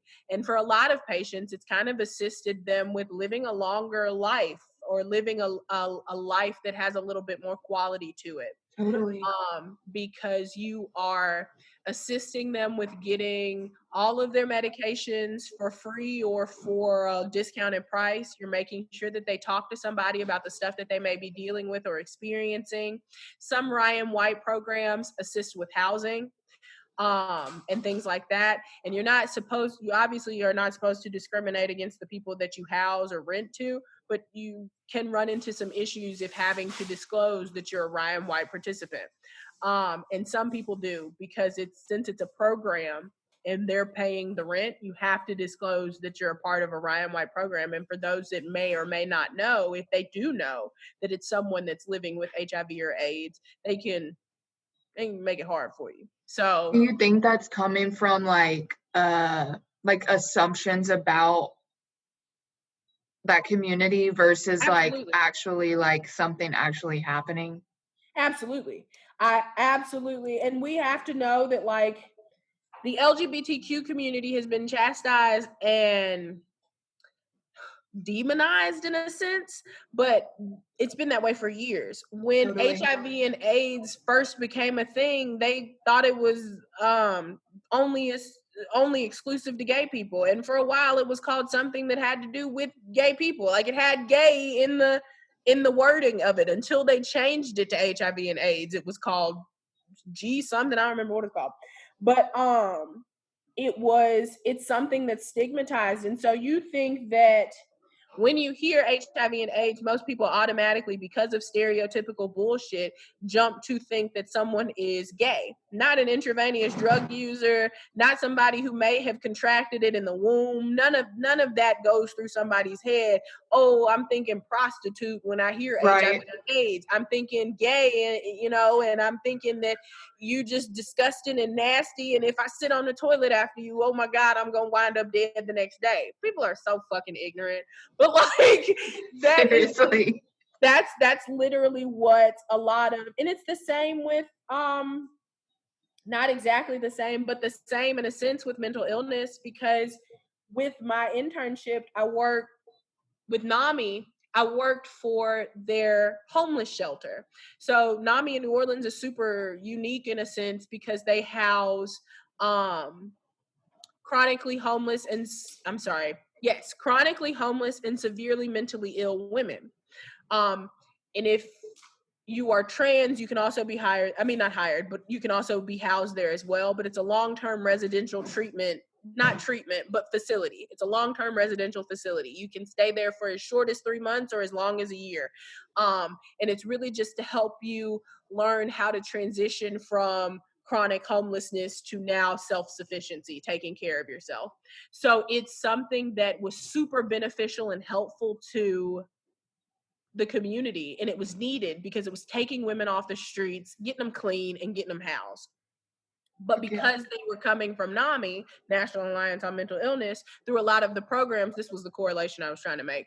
But because they were hearing that they were coming from us, they would have issues finding housing. It's the same with Ryan White. It would turn them down because exactly, clients and patients that are looking for housing, you may get to the last stage and be about to sign your lease, and then they figure out where the check is coming from, and they like, I don't know about all this. I'm gonna let somebody else look at it instead. I'm sorry, it's already rented, and that's bullshit. But that's what clients are dealing with, patients are dealing with on a regular basis. And nobody wants to fucking feel like a liability either. Like they're like, sorry, this is like where I'm at right now. Literally, and I hate that people don't think about it in the way that you just said it, because often or not, you have people that are in this headspace that they're like, ooh, I can't believe you got a mental illness, or ooh, I can't believe you got HIV and AIDS. And it's like, well, shit, bitch, I didn't try to have this. Like, you think I asked for this? You think this is something I wanted? Like, you upset that I got Okay, HIV one AIDS? depression, please. What? Yeah, like, one, thank you. I get this over the counter every day. I asked for hallucinations. I asked for not Right. being able to get out of bed. I asked for a disease that could possibly kill me. Like, bitch, shut the fuck up. Nobody Right. asked for something like that. Nobody Right. asked to live their life that way, and nobody asked you to be an ass about it. You know, there's no reason. Right. You could have kept your Totally. mouth shut. Do you know how much it costs to mind your business? Because I guarantee you it's free. You know, there's no reason God damn, I that love you you. have to be like this. Let's be real. So No, you're totally right. I am happy to now have that program because it gives me the opportunity to do exactly, or to talk in the way that I just said. Do you know how much it costs you to mind your business? That's the way I like to handle things, because in no way are you, or should you, treat people the way that you treat them. There's no reason that you should be allowed to judge. There's no reason that you should there's no reason you should be an asshole. Like, Right. there's not, you know. Right. I don't understand how people wake up some days and they're like, I'm gonna be the meanest person on the planet and I'm gonna make everybody's life a living hell. How do you live that way? That's why you got an ulcer and you're gonna die early. Like, why do you do Seriously. that to I know, yourself? it's like you probably have mental illness too if you're gonna like If you consistently think this think is about people fun, like that. Right. like, if you think it's fun to treat people like shit, 9 times out of 10, you got some fucked up shit going on in your Right. head too, you know? And maybe So it's just they can't like identify because they reject any like, oh yeah, I might be fucked up too. But like we're all fucked up. we are all fucked up. And so I think that I'm glad actually that you just said that, because I am a look at the big picture type of person, but I Totally. also like to see both sides of things. So I'm glad that you just said that, because it allows me to see from a side of someone else where it may be something that they're dealing with, but not sure how to express it. So it could easily be something that throughout their childhood, they didn't know how to better treat somebody because they watched mama and daddy do it at home, which goes back into why I got into social work to begin with. I love to figure out why you are the way you are, not just why your brain works the way it works, but why you are the way you are. Tell me about the traumatic shit that you had happen in your childhood, or even things that you didn't realize were traumatic. Tell me about the way your parents communicated. Tell me about the way your family communicated. It all My family, explains everything. it explains so much. It tells you so much. So my family was a family of yellers. So when I get upset, I yell. And my partner absolutely hates that. And I can tell you right now, I have yet to figure out how to be better in that sense, because my first instinct is to yell. When I'm angry, when I am feeling unheard, my family, we talk over each other and we yell, baby. We are some yellers, okay? But when we're talking to each other, even in regular conversation, our voice begins to escalate. We get loud with each other. And then after we've gotten loud with each other and didn't hear what nobody said, everybody sitting around saying, what happened? I don't understand. How did we get here? Because nobody heard anybody. But I get loud in my own sense, because there are so many times where I felt unheard. You know, I yell because I feel like when I'm yelling, ain't nobody about to tell me shit. I know you hear me because I'm loud. But I have to realize that being loud is not always the way that people communicate. I can't be loud with my partner because she doesn't fucking appreciate that. She hates being yelled at. And I don't know how to not yell sometimes. And so that's really difficult, because now there's a breakdown in our communication and we might be fighting about something and I yelled and now I'm mad because she's telling me not to yell, when in reality, I need to be mad that I didn't hear her. I didn't hear her. I didn't hear what she was saying to me. So I think that it's important that people not only recognize the feelings that they have within themselves, but where someone else can be speaking from too. Because far too often there's a breakdown in communication because we weren't bothering to see the other perspective. Totally. You know, that saying where it's don't listen with the intent to respond, but instead just listen, just listen. Because 9 times out of 10, you'll gain so much more clarity if you aren't sitting there listening to somebody and then you're waiting to jump in at any point to say something. And I do that all the time.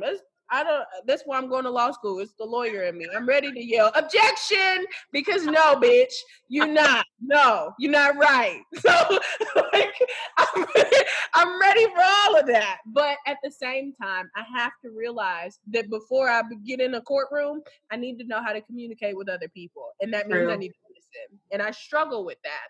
But I think had I never gone into psychology, had I never gone into social work, I would have never been able to sit down and have this conversation and tell you that with the insight that I have now, with the awareness that I have as to how I can be or how it can be my fault that there is a breakdown in communication. That I wouldn't have been able to have this conversation with you 2 years ago. I wouldn't have been able to have this conversation with you a year ago.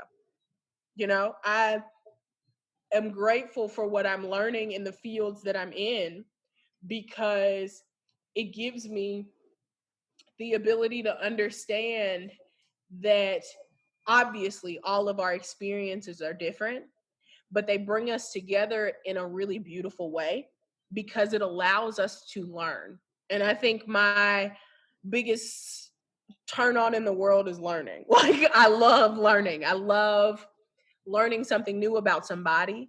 I love going to school and learning something new about whatever it is that's different in the world. That's why I ate social work up, because it allowed me to see things differently in the world, but it allowed me to learn differently too. Same with like philosophy. That was my minor in college because it allowed me to think outside of the box. It allowed me to know that we can be sitting here talking about existentialism and have completely different understandings of an existential crisis and what might be happening. We can be sitting here talking about the trees outside and have a completely different experience and perspective about why they grow the way they grow, but that is the beauty of life. And that's the beauty of social work. I don't know any one thing about any particular person, and getting to sit down with that patient or that client and learning about where they come from and what fuels their fire and what might have caused the breakdown that they had. Girl, I will eat that up any day, because it's now I know how to speak to you differently. Now I know how to move with you. Now I know how to treat you better, if you think about it, which is how that pours into a lot of why I feel like we have issues within the communities that we have currently, the issues that we're dealing with currently across the world, around the world and across the country, especially like racial tension. A lot of the things that we are experiencing currently is because we won't sit down and get to know each other. For sure. And that's why when you were saying earlier, you were like, I'm glad that we're doing this. And I really feel like, how the fuck else are we supposed to understand each other if we don't listen? If we don't talk. Right. If we don't talk and we don't listen. Right. And I think that has been probably my biggest motivator for wanting to speak a little bit more. Like, I thought about starting a blog. I thought about doing a whole bunch of stuff. Do it. I kind of want to. And that might be next on my agenda. Outside of studying for the LSAT, I really do believe that it's kind of that time. But I feel like I operate from a very unique place. And I say that because I went to IC and I spent my life being what I am now realizing in so many ways was a token. I spent my life being the exception in a lot of ways. I know that a lot of my classmates aren't racist. I know that a lot of my classmates don't think of me as an exception in terms of, oh, well, you're not like normal blacks, or you're not like the ghetto blacks. You're different. So you're unique. So you're the exception. I know not everybody thought of me that way, but I also remember comments like that being made to me. So I also now know how to hear those comments and funnel them. And then I also know what it looks like to not have comments like that, but instead have the love and nurture and proper education and confidence instilled in me to not have to deal with comments like that. I know how to carry myself, and now I don't code switch. At school I used to code switch. And for anybody that doesn't know what code switching is how I have done throughout this conversation, where I'm speaking very professionally right now, but very quickly can slip into, bitch, I don't give a fuck. Like, it happens so very quickly. That is code switching, and everybody can do it. But I feel like Black people do it a lot more because we have to wear a mask in situations with white people where we feel like we may be making them uncomfortable. I thank you for creating a space to where I don't feel uncomfortable with you, Madeline. Totally, Because that's totally. extremely I'm glad important. that I can do that. And yeah, because I'm always like wondering how can I like share that I want to create a space, but it's like I know that I don't fully understand. Like, I'm a fucking white girl, but I know it doesn't matter, but It's I okay. think I just get in my head thinking like, I think the simple fact that you get in your head about it and it's something that you think about means a lot more than someone who doesn't think about it at all. Someone who thinks that this space doesn't have to be safe because you're my Black friend. right. You're the exception, so I don't have to talk to you any different or treat you any different than I would my other white friends because you're my Black friend, but you're a different Black friend. Whereas there are others who immediately get in a room with Black people and they get tensed up and they get nervous or they get, whatever, and they don't treat you like you know what you're talking about. They don't talk to you with any type of respect.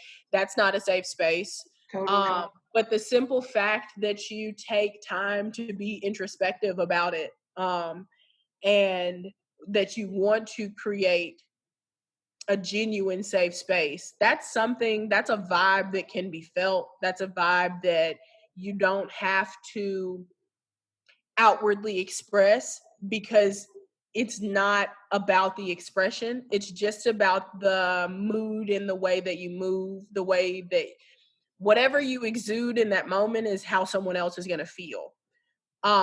It's the body language. It's you listening to me. Do you realize that you are currently leaned into this conversation and you have been for the majority of it? I'm like just like eating all this shit up. I mean, I love But psychology too, but anyways. But just that being open, that body language, oh, that says plenty. I know that in that moment I can open up and feel comfortable and safe. What are you doing, you freak? but but it's just something that you created a safe space, and that is something that cannot be matched. That's something that cannot be topped. That is something that no matter what, in times like this, people like me need. And you did it. So good job. Well, thank Cheers you. to But you like, for and real. it's just like I want that to be a movement. Like, Mhm. why don't we create spaces? And I mean, like I get it, but it's just I guess I'm trying to figure out how to make it like a ripple effect. But I guess just doing it in the first place. I feel like it's important in, like I was saying, times like this to sit down and have conversations and get to know each other, because the biggest thing is I feel like this is gonna sound really weird because nothing about me is about to make excuses for white people in their shitty ways, because some white people have shitty ways. Totally. But it is me saying that I feel like white people have been allowed to think of Black people as exceptions because they have not been taught to sit down and have a conversation, yet they were still sitting down to get to know the person that they were getting to know. And nothing about their perspective of that person changed just because of the color of their skin. It only changed after having a conversation about racism with someone that they realized they were treating someone as an exception or a token. There are plenty of people who do not realize they're doing that though. And they realize that they made friends with this Black person to make friends with a Black person. I am now friends with a Black person. Checked it off the list. I checked it off the list. You have plenty of people who operate from two different ways. You have people who were raised to think that Black people are ignorant and stupid and only like fried chicken and watermelon, all of those stereotypical bullshit things that people hear about Black folks. Oh, they got nappy hair and they got big lips and fat asses and whatever. If you know anything about me, the one thing I don't have is a fat ass. Oh my God. The stereotypes are already irrelevant because they're not right. But I also don't like watermelon, ignorant bitch. Like, it just, so, you know, it just, there are so many things that are so different and unique about each person you meet. If I can give you that common courtesy, I don't think all white people smell like dogs. I think some do, but I don't think they all do. But that's also, that's a stereotype in the Black community. We think white people smell like dogs. Or when you hear us say, oh, that's some white people shit, that's a stereotype within the white community. But within the Black community about white people, but I don't automatically walk up to a white person and be like, so, you like skydiving? Because that sounds kind of like some white people shit. Like, I don't do that. You like going tubing down the lake? Because that sounds like some white people shit. Those are things that we say, but there are also things that we enjoy doing too. Right. Black folks for the longest time would tell you, oh, we don't go skiing. That's some white people shit. Bitch, I can't wait to go skiing. I want to get on a snowboard and go skiing down some slopes. I love the snow. Yeah. So there are so many things White people that I did not sit down and do with white people the same way that they did with me. When I sit down with a white person, I don't automatically think they voted for Trump. Nowadays, I kind of do because you can't be too sure. But like, I don't automatically sit down with white people and think they did certain things because they white. So why would you sit down with me and think I do certain things just because I'm Black? That's not how it works. I went to a predominantly white school my whole life. I was baptized Catholic. My mother worked a 6-figure job. And yes, she was single, but it's not because she didn't know who my daddy was. It's because I'm adopted, bitch. Like, you have to think about the things that you're saying. And I think the minute you think about those things, the minute you think about the fact that this is a human, a person sitting in front of you, and not just a skin color, not just a color, oh, you'll be on the right track. You're on your way because now you're talking to this person as a person. Not as the stereotypical alien-like creature that I ain't never seen before, so therefore I don't know how they do. They're a person, just like you are. You stupid bitch. That's all I can ever finish a sentence with, because there are too many times where I find that people are changing how they talk to me, changing how they interact with me, because they think I'll handle something in a way that a typical Black, I don't like that. But like, their idea of a stereotypical Black person, they think that I will operate from that place and therefore they treat me differently. Don't treat me differently. Walk up to me with the same respect you will walk up to your white CEO with. Right. Because I guarantee you one day I'm going to be your Black CEO. I promise you that. There won't be nothing about the color of my skin. It's going to be because I'm damn good at what the fuck I do. Yes. Period. Yes. And I'm proud to be Black at the same time. They just work, they go hand in hand, but they can be mutually exclusive. Totally. So it doesn't, what my worth is not equated to the color of my skin. Now, granted, I am pro Black girl magic. Anything I do, I always attribute it to Black girl magic. I attribute it to it being a Black boss bitch. Like, I will say that. Yes. But at the same time, I also know that regardless, if I wasn't Black, I'd still be a boss bitch. Like, I'm just real proud that I'm Black. Like, it makes me very happy. What I know about mental health makes me very happy as a Black woman, because I now have the power and the tools necessary to empower my community to learn about mental health, to know what they're talking about, to not think that it's something that you pray away, to not think that going to church is the only way you can handle your demons and the spirits that might be haunting you. In our community, we automatically say, "Ooh, that's the devil, girl. You got to go pray that out. That's the devil. That's the devil talking to you. Don't you listen to that devil." Really? Mental illness is like that? Devil. Huh? Mental illness is like that? In our community, yes. So for Black people, being depressed is something, oh, you just got to push through that, baby. We all get sad. Come on, you got to I push wonder through where that. like the spiritual intersection would be, because like wouldn't you think that like God has like you, I don't know, like you're created as God's child. So I'm just wondering if there's like an intersection between I believe spirituality there and is. I yeah. believe there is. I truly believe there is. And that's what I was about to say is sometimes in our community, we tell them to pray the demon or pray that spirit out or whatever. But in actuality, that voice that they very well may be hearing could be a demon, and it could have been a hyper religious type of hallucination that they're having. But you diminishing it by telling them to go pray it away now makes them think, God ain't really got me the way that he said he got me, or the way that y'all tell me he got me, because he ain't making this voice in my head go away. So Right. that is why I think it is so important that we as a community understand what we're dealing with, what we're what's going on, and to listen to the folks that's telling you, yo, I'm sad and I really cannot get out of bed, and it's not something that going to church on Sunday is going to help me with. Granted, in conjunction with, I don't, so let me think. The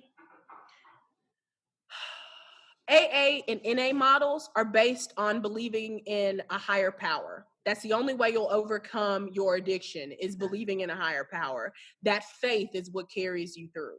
So within our community, I absolutely believe, and when I say our, I always mean to say Black community, but within our community, I feel like we are far too often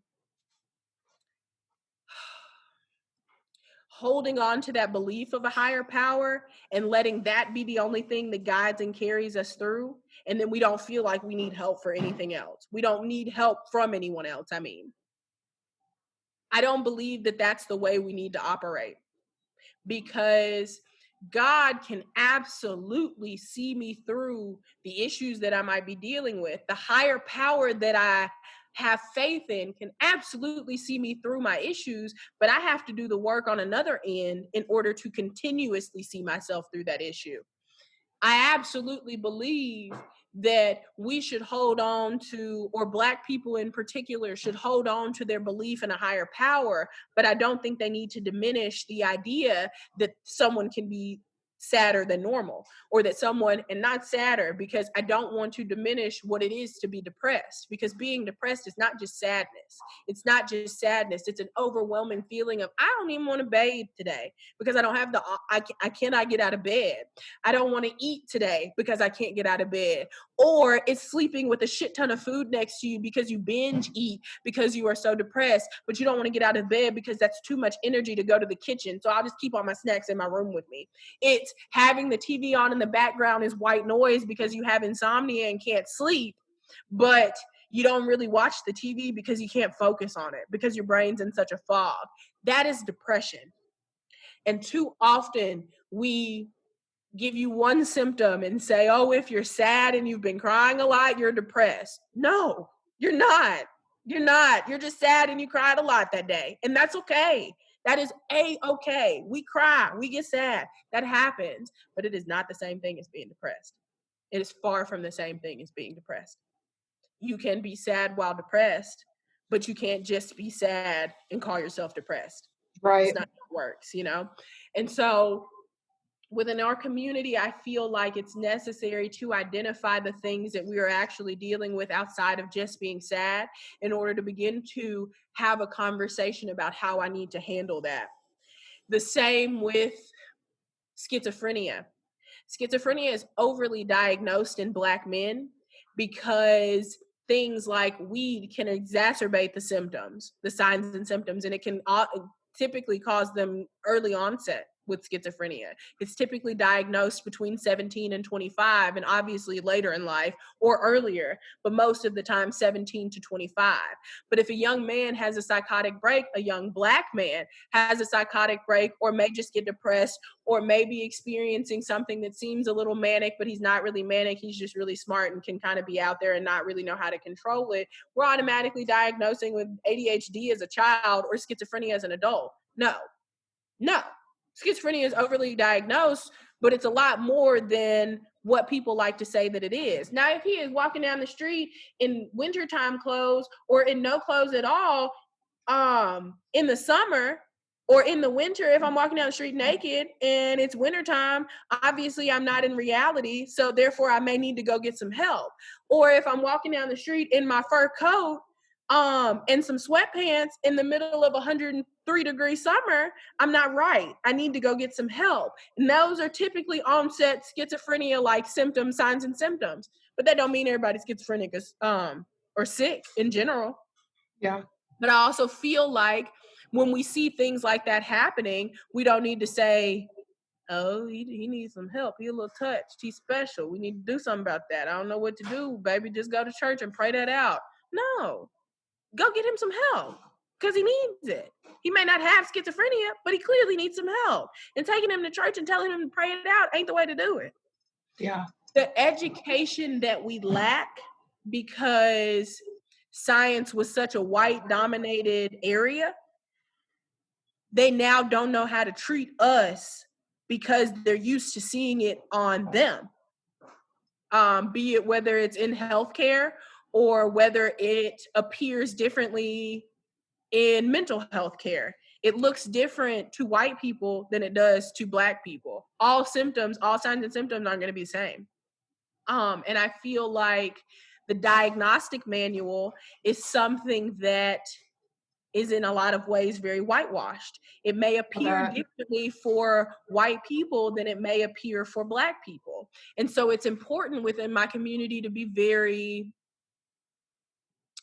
clear cut about what you should be looking for, but it's also very important to just simply educate in general. And a lot of us lack the proper education to know what it looks like to be able to express our feelings.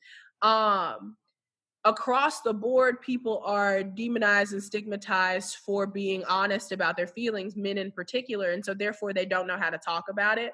But in the Black community, if you cannot carry yourself the way that you're supposed to as a man, you a bitch, you a pussy, you a hoe ass nigga, you anything like that. You're anything like that, and we are quick to demonize this man that now seems like he can't take care of what he needs to take care of. We got to stop that shit. Yeah, that's You so know? sad. It is. It's extremely sad. And it's sad because now you have this idea, and a lot of it goes back to the breakdown of the family structure within the Black community, but it's not only that. And when I say that, this is during the time that welfare became a thing, very early on in the 1900s, becoming a thing, welfare and living on it. You could not have any semblance of a man in the house. And since Black people were already so very disadvantaged. You could only be on welfare if a guy wasn't there?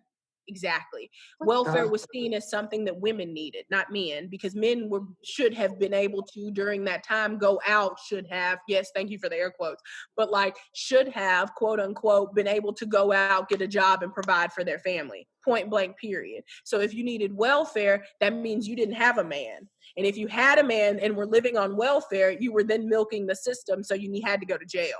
So that is how welfare worked back then.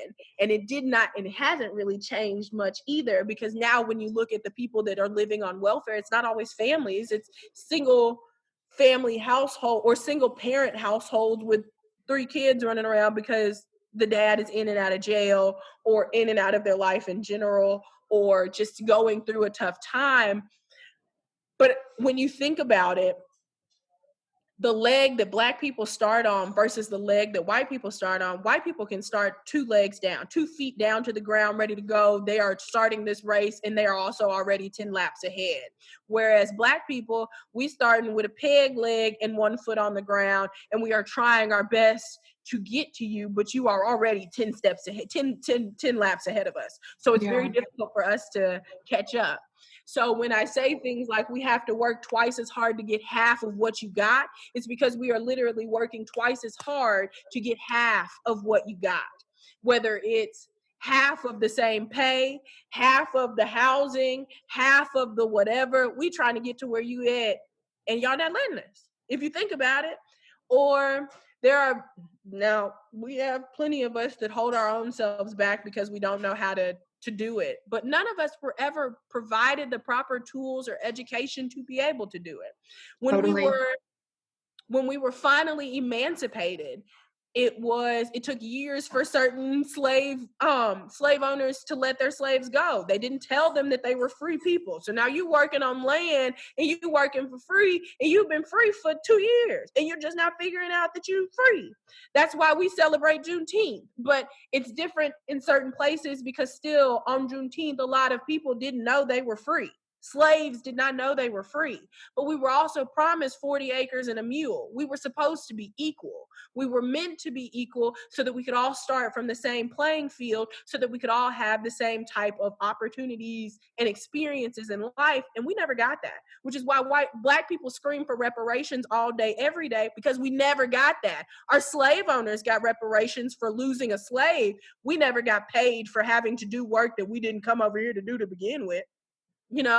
So now here we are in 2020, and Black people are still living in the ghetto. They are still redlining properties, and redlining is essentially marking up the price or cutting out certain people from living in certain areas so that it doesn't bring down the property value. So that's perfect example, Collierville and Germantown and Bartlett annexing themselves from Memphis as to not be associated with Black Memphians, or with Memphis as a whole, because Memphis is ghetto and bad, and oh my God, when you go, you're gonna die. I hate people that say that. But so you have things like redlining, like I said, you have things like gentrification. So you're going into areas that were predominantly Black, and you tearing down the house down the street because it's dilapidated and it looks bad, and you want to go tear it out, gut it, and now you're gonna sell it for 1.5 million, but all the houses around it going for 200,000.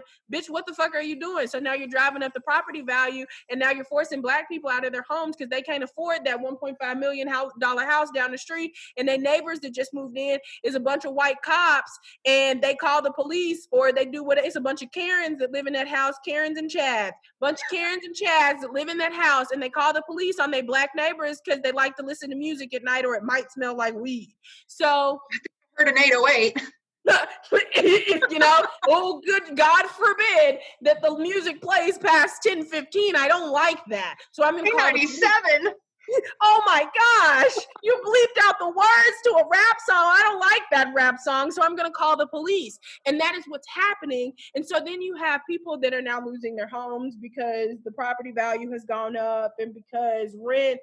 Perfect example is the Mexican, Haitian-ish, South African-like hood that's right behind that Sonic over on Hollywood and what is that? Union? Poplar? Is that Poplar? I don't remember. Yeah, that's right by my house. What did you say? They just hiked up the rent. And you know that the community that lives over there, 9 times out of 10, they're either undocumented, don't speak a whole lot of English, or have lived over there for the majority of their lives and are living in the house with maybe 8 other family members, but that's all they have been able to afford. I don't exactly know how much that price is of rent currently, but I know they just took it up. I know it just went I up. think it was went up to 900 or something. So they're forcing people out of their homes. And as you can tell, they've already started to redo the area, remodel stuff. I didn't even realize it was that many apartments over there until they painted them white. I had no idea. No idea. I always only really paid attention to 2 or 3 different buildings, but never really realized that it was 11 over there. Right. So you're forcing all of these people because you're trying to gentrify this area. You go down on Broad and there's white folks hanging out outside. That is what? That has never happened. When I was driving down Broad, I was only going to Broadway Pizza, but we wasn't getting out the car that often because what? You don't get out the car because there's nothing over here to see. And now it's gentrified and you got white people hanging out, but you got Black people walking down the street or living on the street. And you got all these white folks hanging out, walking down the street, drinking a beer and having a great time. But if I did that, I'm pretty sure I would get arrested. Yeah. I'm pretty sure if I looked like I was having a good time outside in this predominantly white area, I would probably be arrested or the cops would be called. I can't be joyous in this area because I have to be looking over my shoulder every 10 seconds because somebody might think I'm having too good of a time and they might call the cops. That's a problem. That's a You know? That's a huge problem. I don't even remember how I got here, but that's a problem. You're here, and I'm glad. I mean, I'm glad you said that. Like, it's an issue that I don't think people really think about, or they're so busy in their ideal of a world head that they don't bother to see it. And too often, now that we are realizing how the world works, you have far too often people telling you, I've never experienced that, so it can't be real. My boss is a perfect example of that. And I know whoever's listening to this is never going to go back and tell my boss they don't know who she is, but my boss is a perfect example of not seeing certain things in there, so therefore she doesn't think they're a thing, you know. Racism in particular, because she grew up in small town Jackson, despite it being small town Jackson in rural Tennessee, which is racist as fuck, she never saw racism or never really she's experienced it. black. She's white. Oh, She white. never saw What racism the? happen. Exactly. So since she wasn't looking for it, and since she didn't have to train her brain to think that way, she thought that it wasn't a thing. We went to, and I pointed this out to her after it happened, but I pointed it out to her. We went to the McAllisters shortly after opening our clinic up here, and Christ Community just opened this East Jackson location.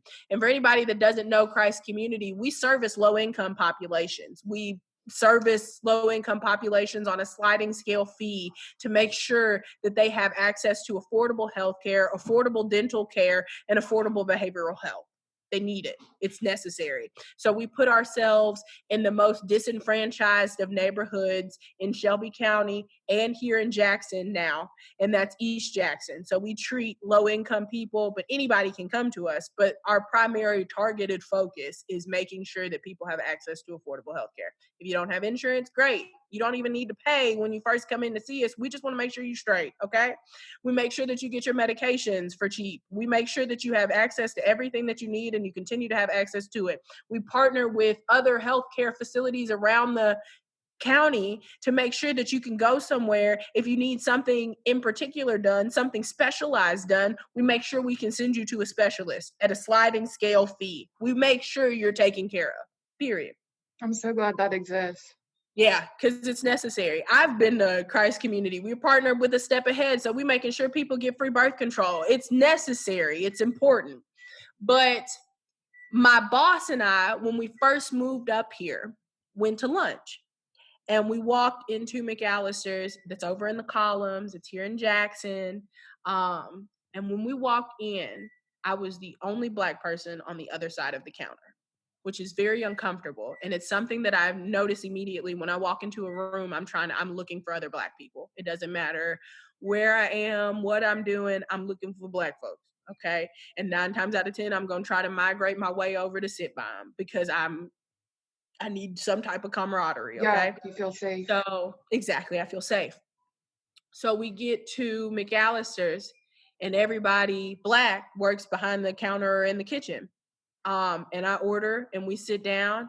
And when I tell you people was breaking their necks to turn around and look at me, and not my boss, but just me, turn around to look at me almost in a sense of, what the hell is you doing over here? What are you doing here? This is not where you belong. You And get your this was food like up. within the last year. Honey, this was February 2020. And I am in a place where people are looking at me like I'm crazy. They are turning around, looking at me and then whispering. They are doing everything that would make you feel uncomfortable. Oh, they were on it. They didn't say anything to me, but would give long, drawn out looks, stares. And it was very uncomfortable. And I pointed that out to my boss, and she said, girl, they were probably just looking at us because we're new to town. Bitch, no, they wasn't. They was looking at us because I'm a nigga with a white girl. That's it. And it didn't make sense.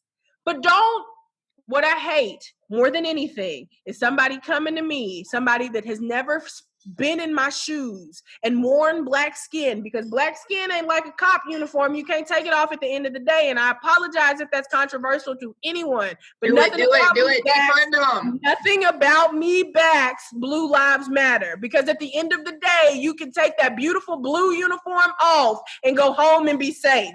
I can never come out of my black skin, ever. And I ain't trying to.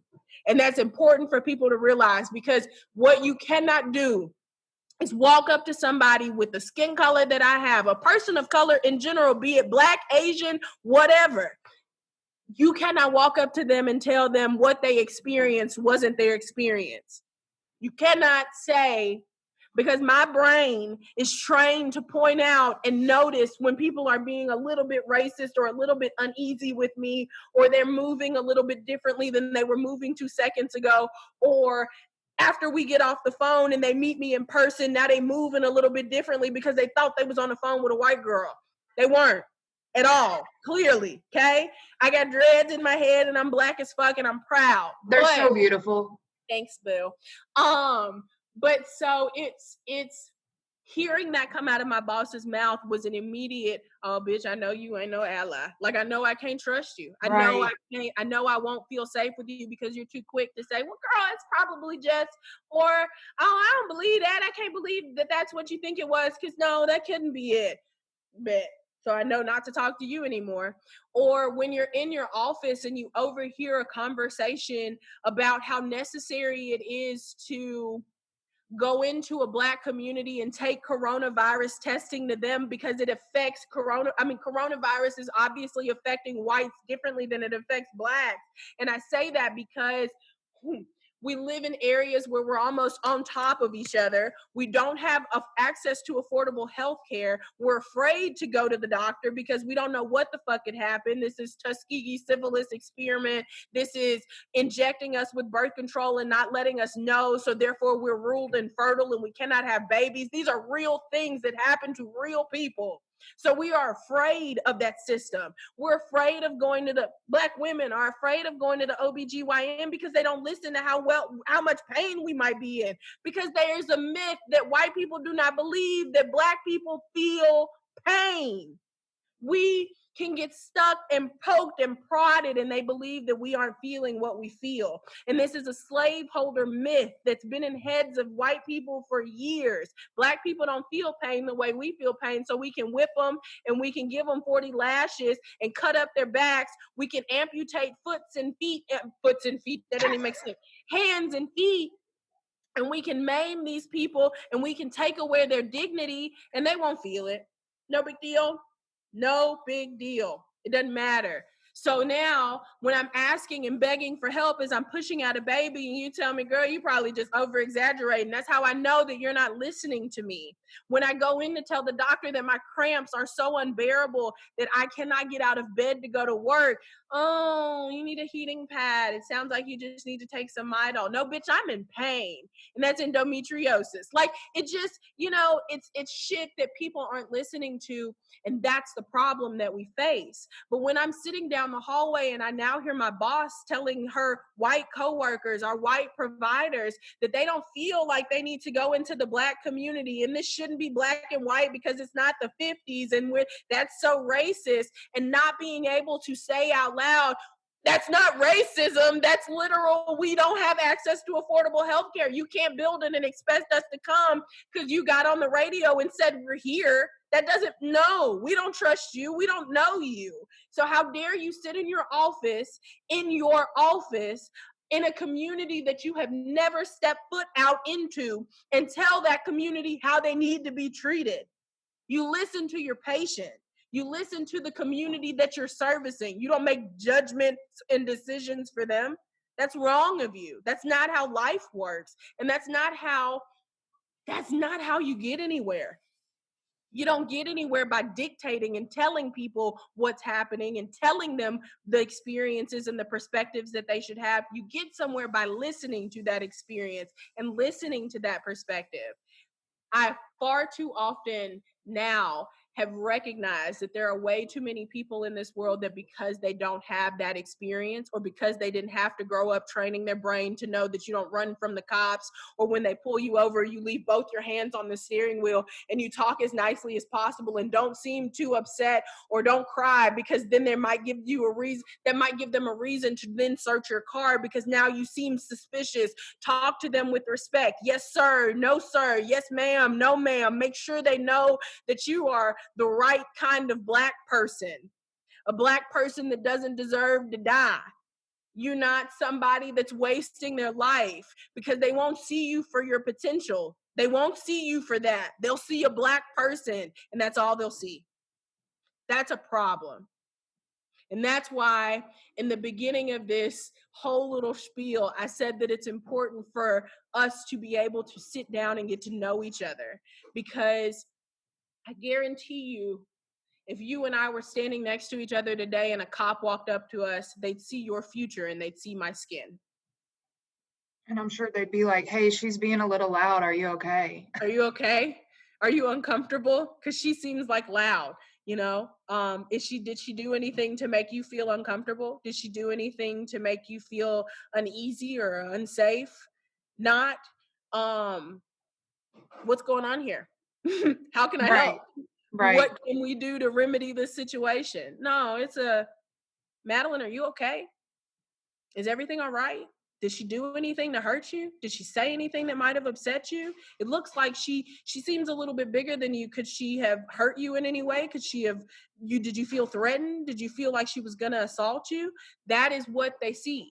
They don't see that I've got 2 degrees. They don't see that I'm working on my 3rd. They don't see that I work with a great community. They don't see that I'm a social worker. They don't see anything that I've ever accomplished. They see my skin, they see my dreads, and they automatically deem me as a threat, or they automatically deem me as unworthy.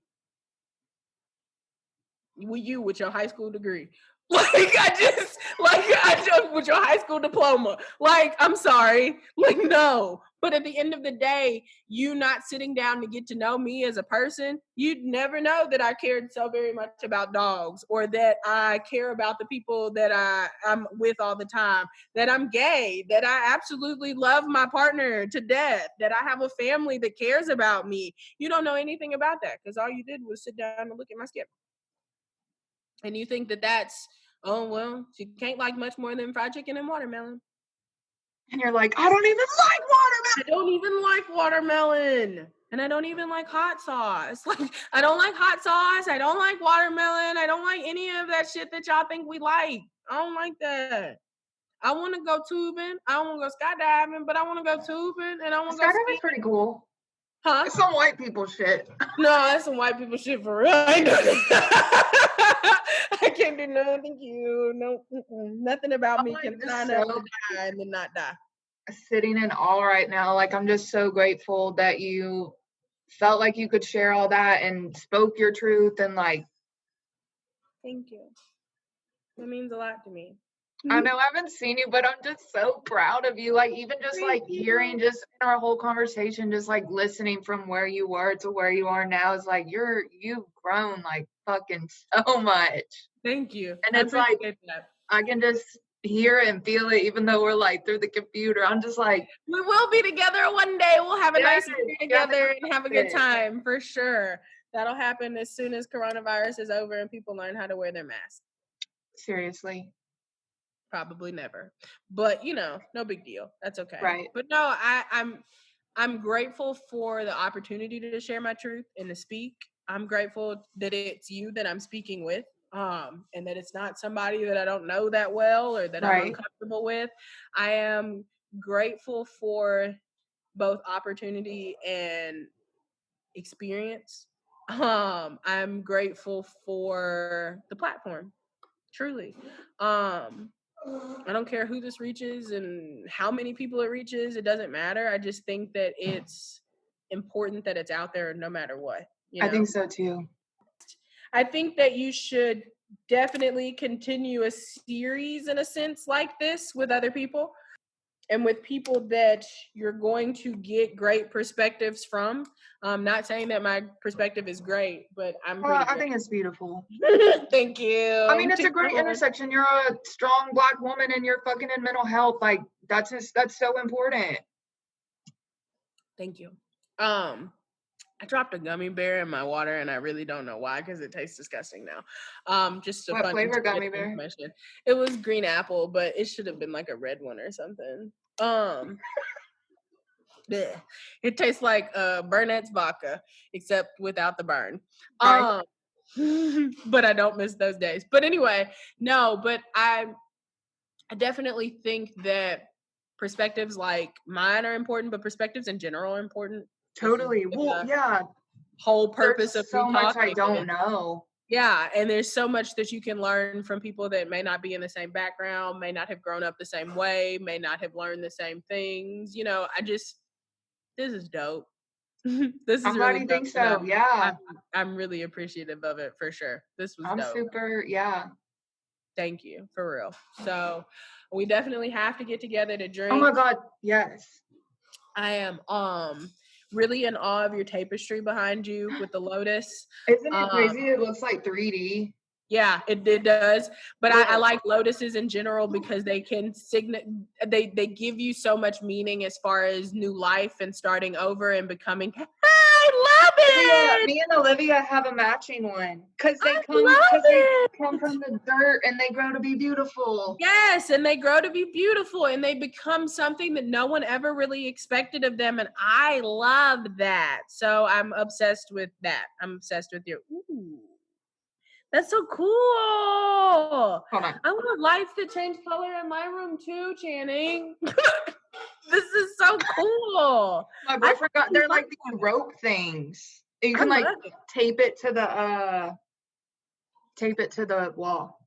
But I don't know how much they were, but I can send you maybe a link. Yeah, do that because they're dope for sure.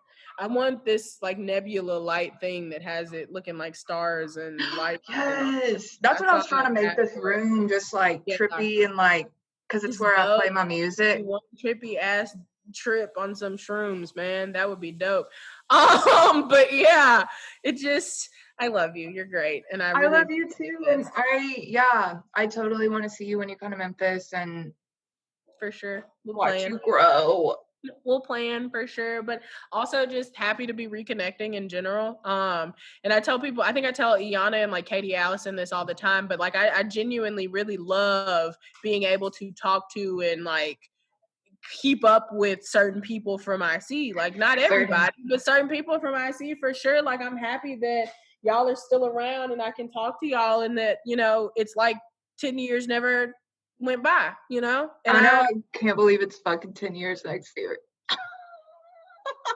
And it's been 11-ish or so since I left y'all. So it's literally been 10, 11 years since I've seen most of y'all. Damn. Life happens, but I'm glad that it did. And I'm also just happy to be in a place where we can come back around now and talk. It's so cool. Yeah. Like whoever would have thought ever. I never would have expected to see us here, not sitting in the hallways doing homework in the freshman hallway at IC, not sitting around making videos with Carmen and Iman, like none of that. I never expected shit like that. I still have videos and stuff, And we were like doing the chat thing. Yes, I will never forget shit like that. So those are things that are still in the back of my brain that I can replay tomorrow and be happy with. I know I saw those bridge builders pictures and first I had to like vomit a little bit, and then second I was like, those are so cute. No. My awkward teenage years where I had super bushy eyebrows, kind of like right now. But this was not those super bushy eyebrows were not because of coronavirus. So it's totally okay. I need to do my own eyebrows, clearly. But no, it's nice to be able to have walked down memory lane and then turn around and see you doing this, and to be able to talk to you and to be able to know that you're out here trying to make a difference and fuck some shit up and make sure that people understand others, and just in general bringing awareness to topics that people don't often talk about at home. So yeah, I'm all about making mental health like normalized, because it's like we all are fucking suffering, and if we just close off to each other, we're not going to get anywhere.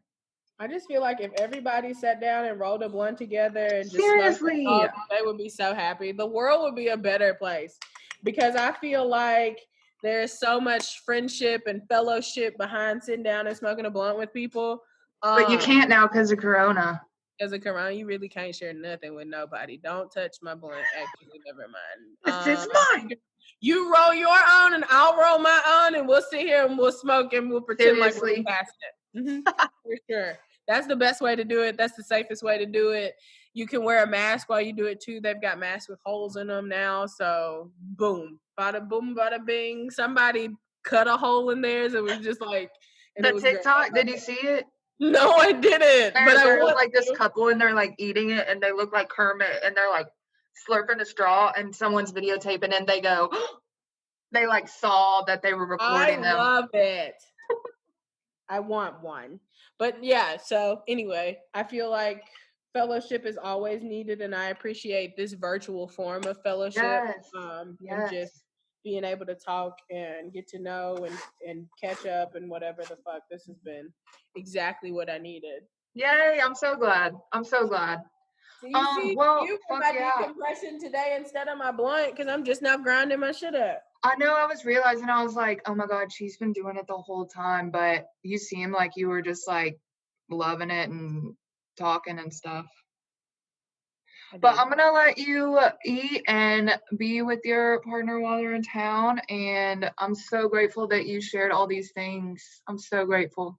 I'm grateful for you. Thank you. I love you. You're so welcome. Thank you for having me. I love you.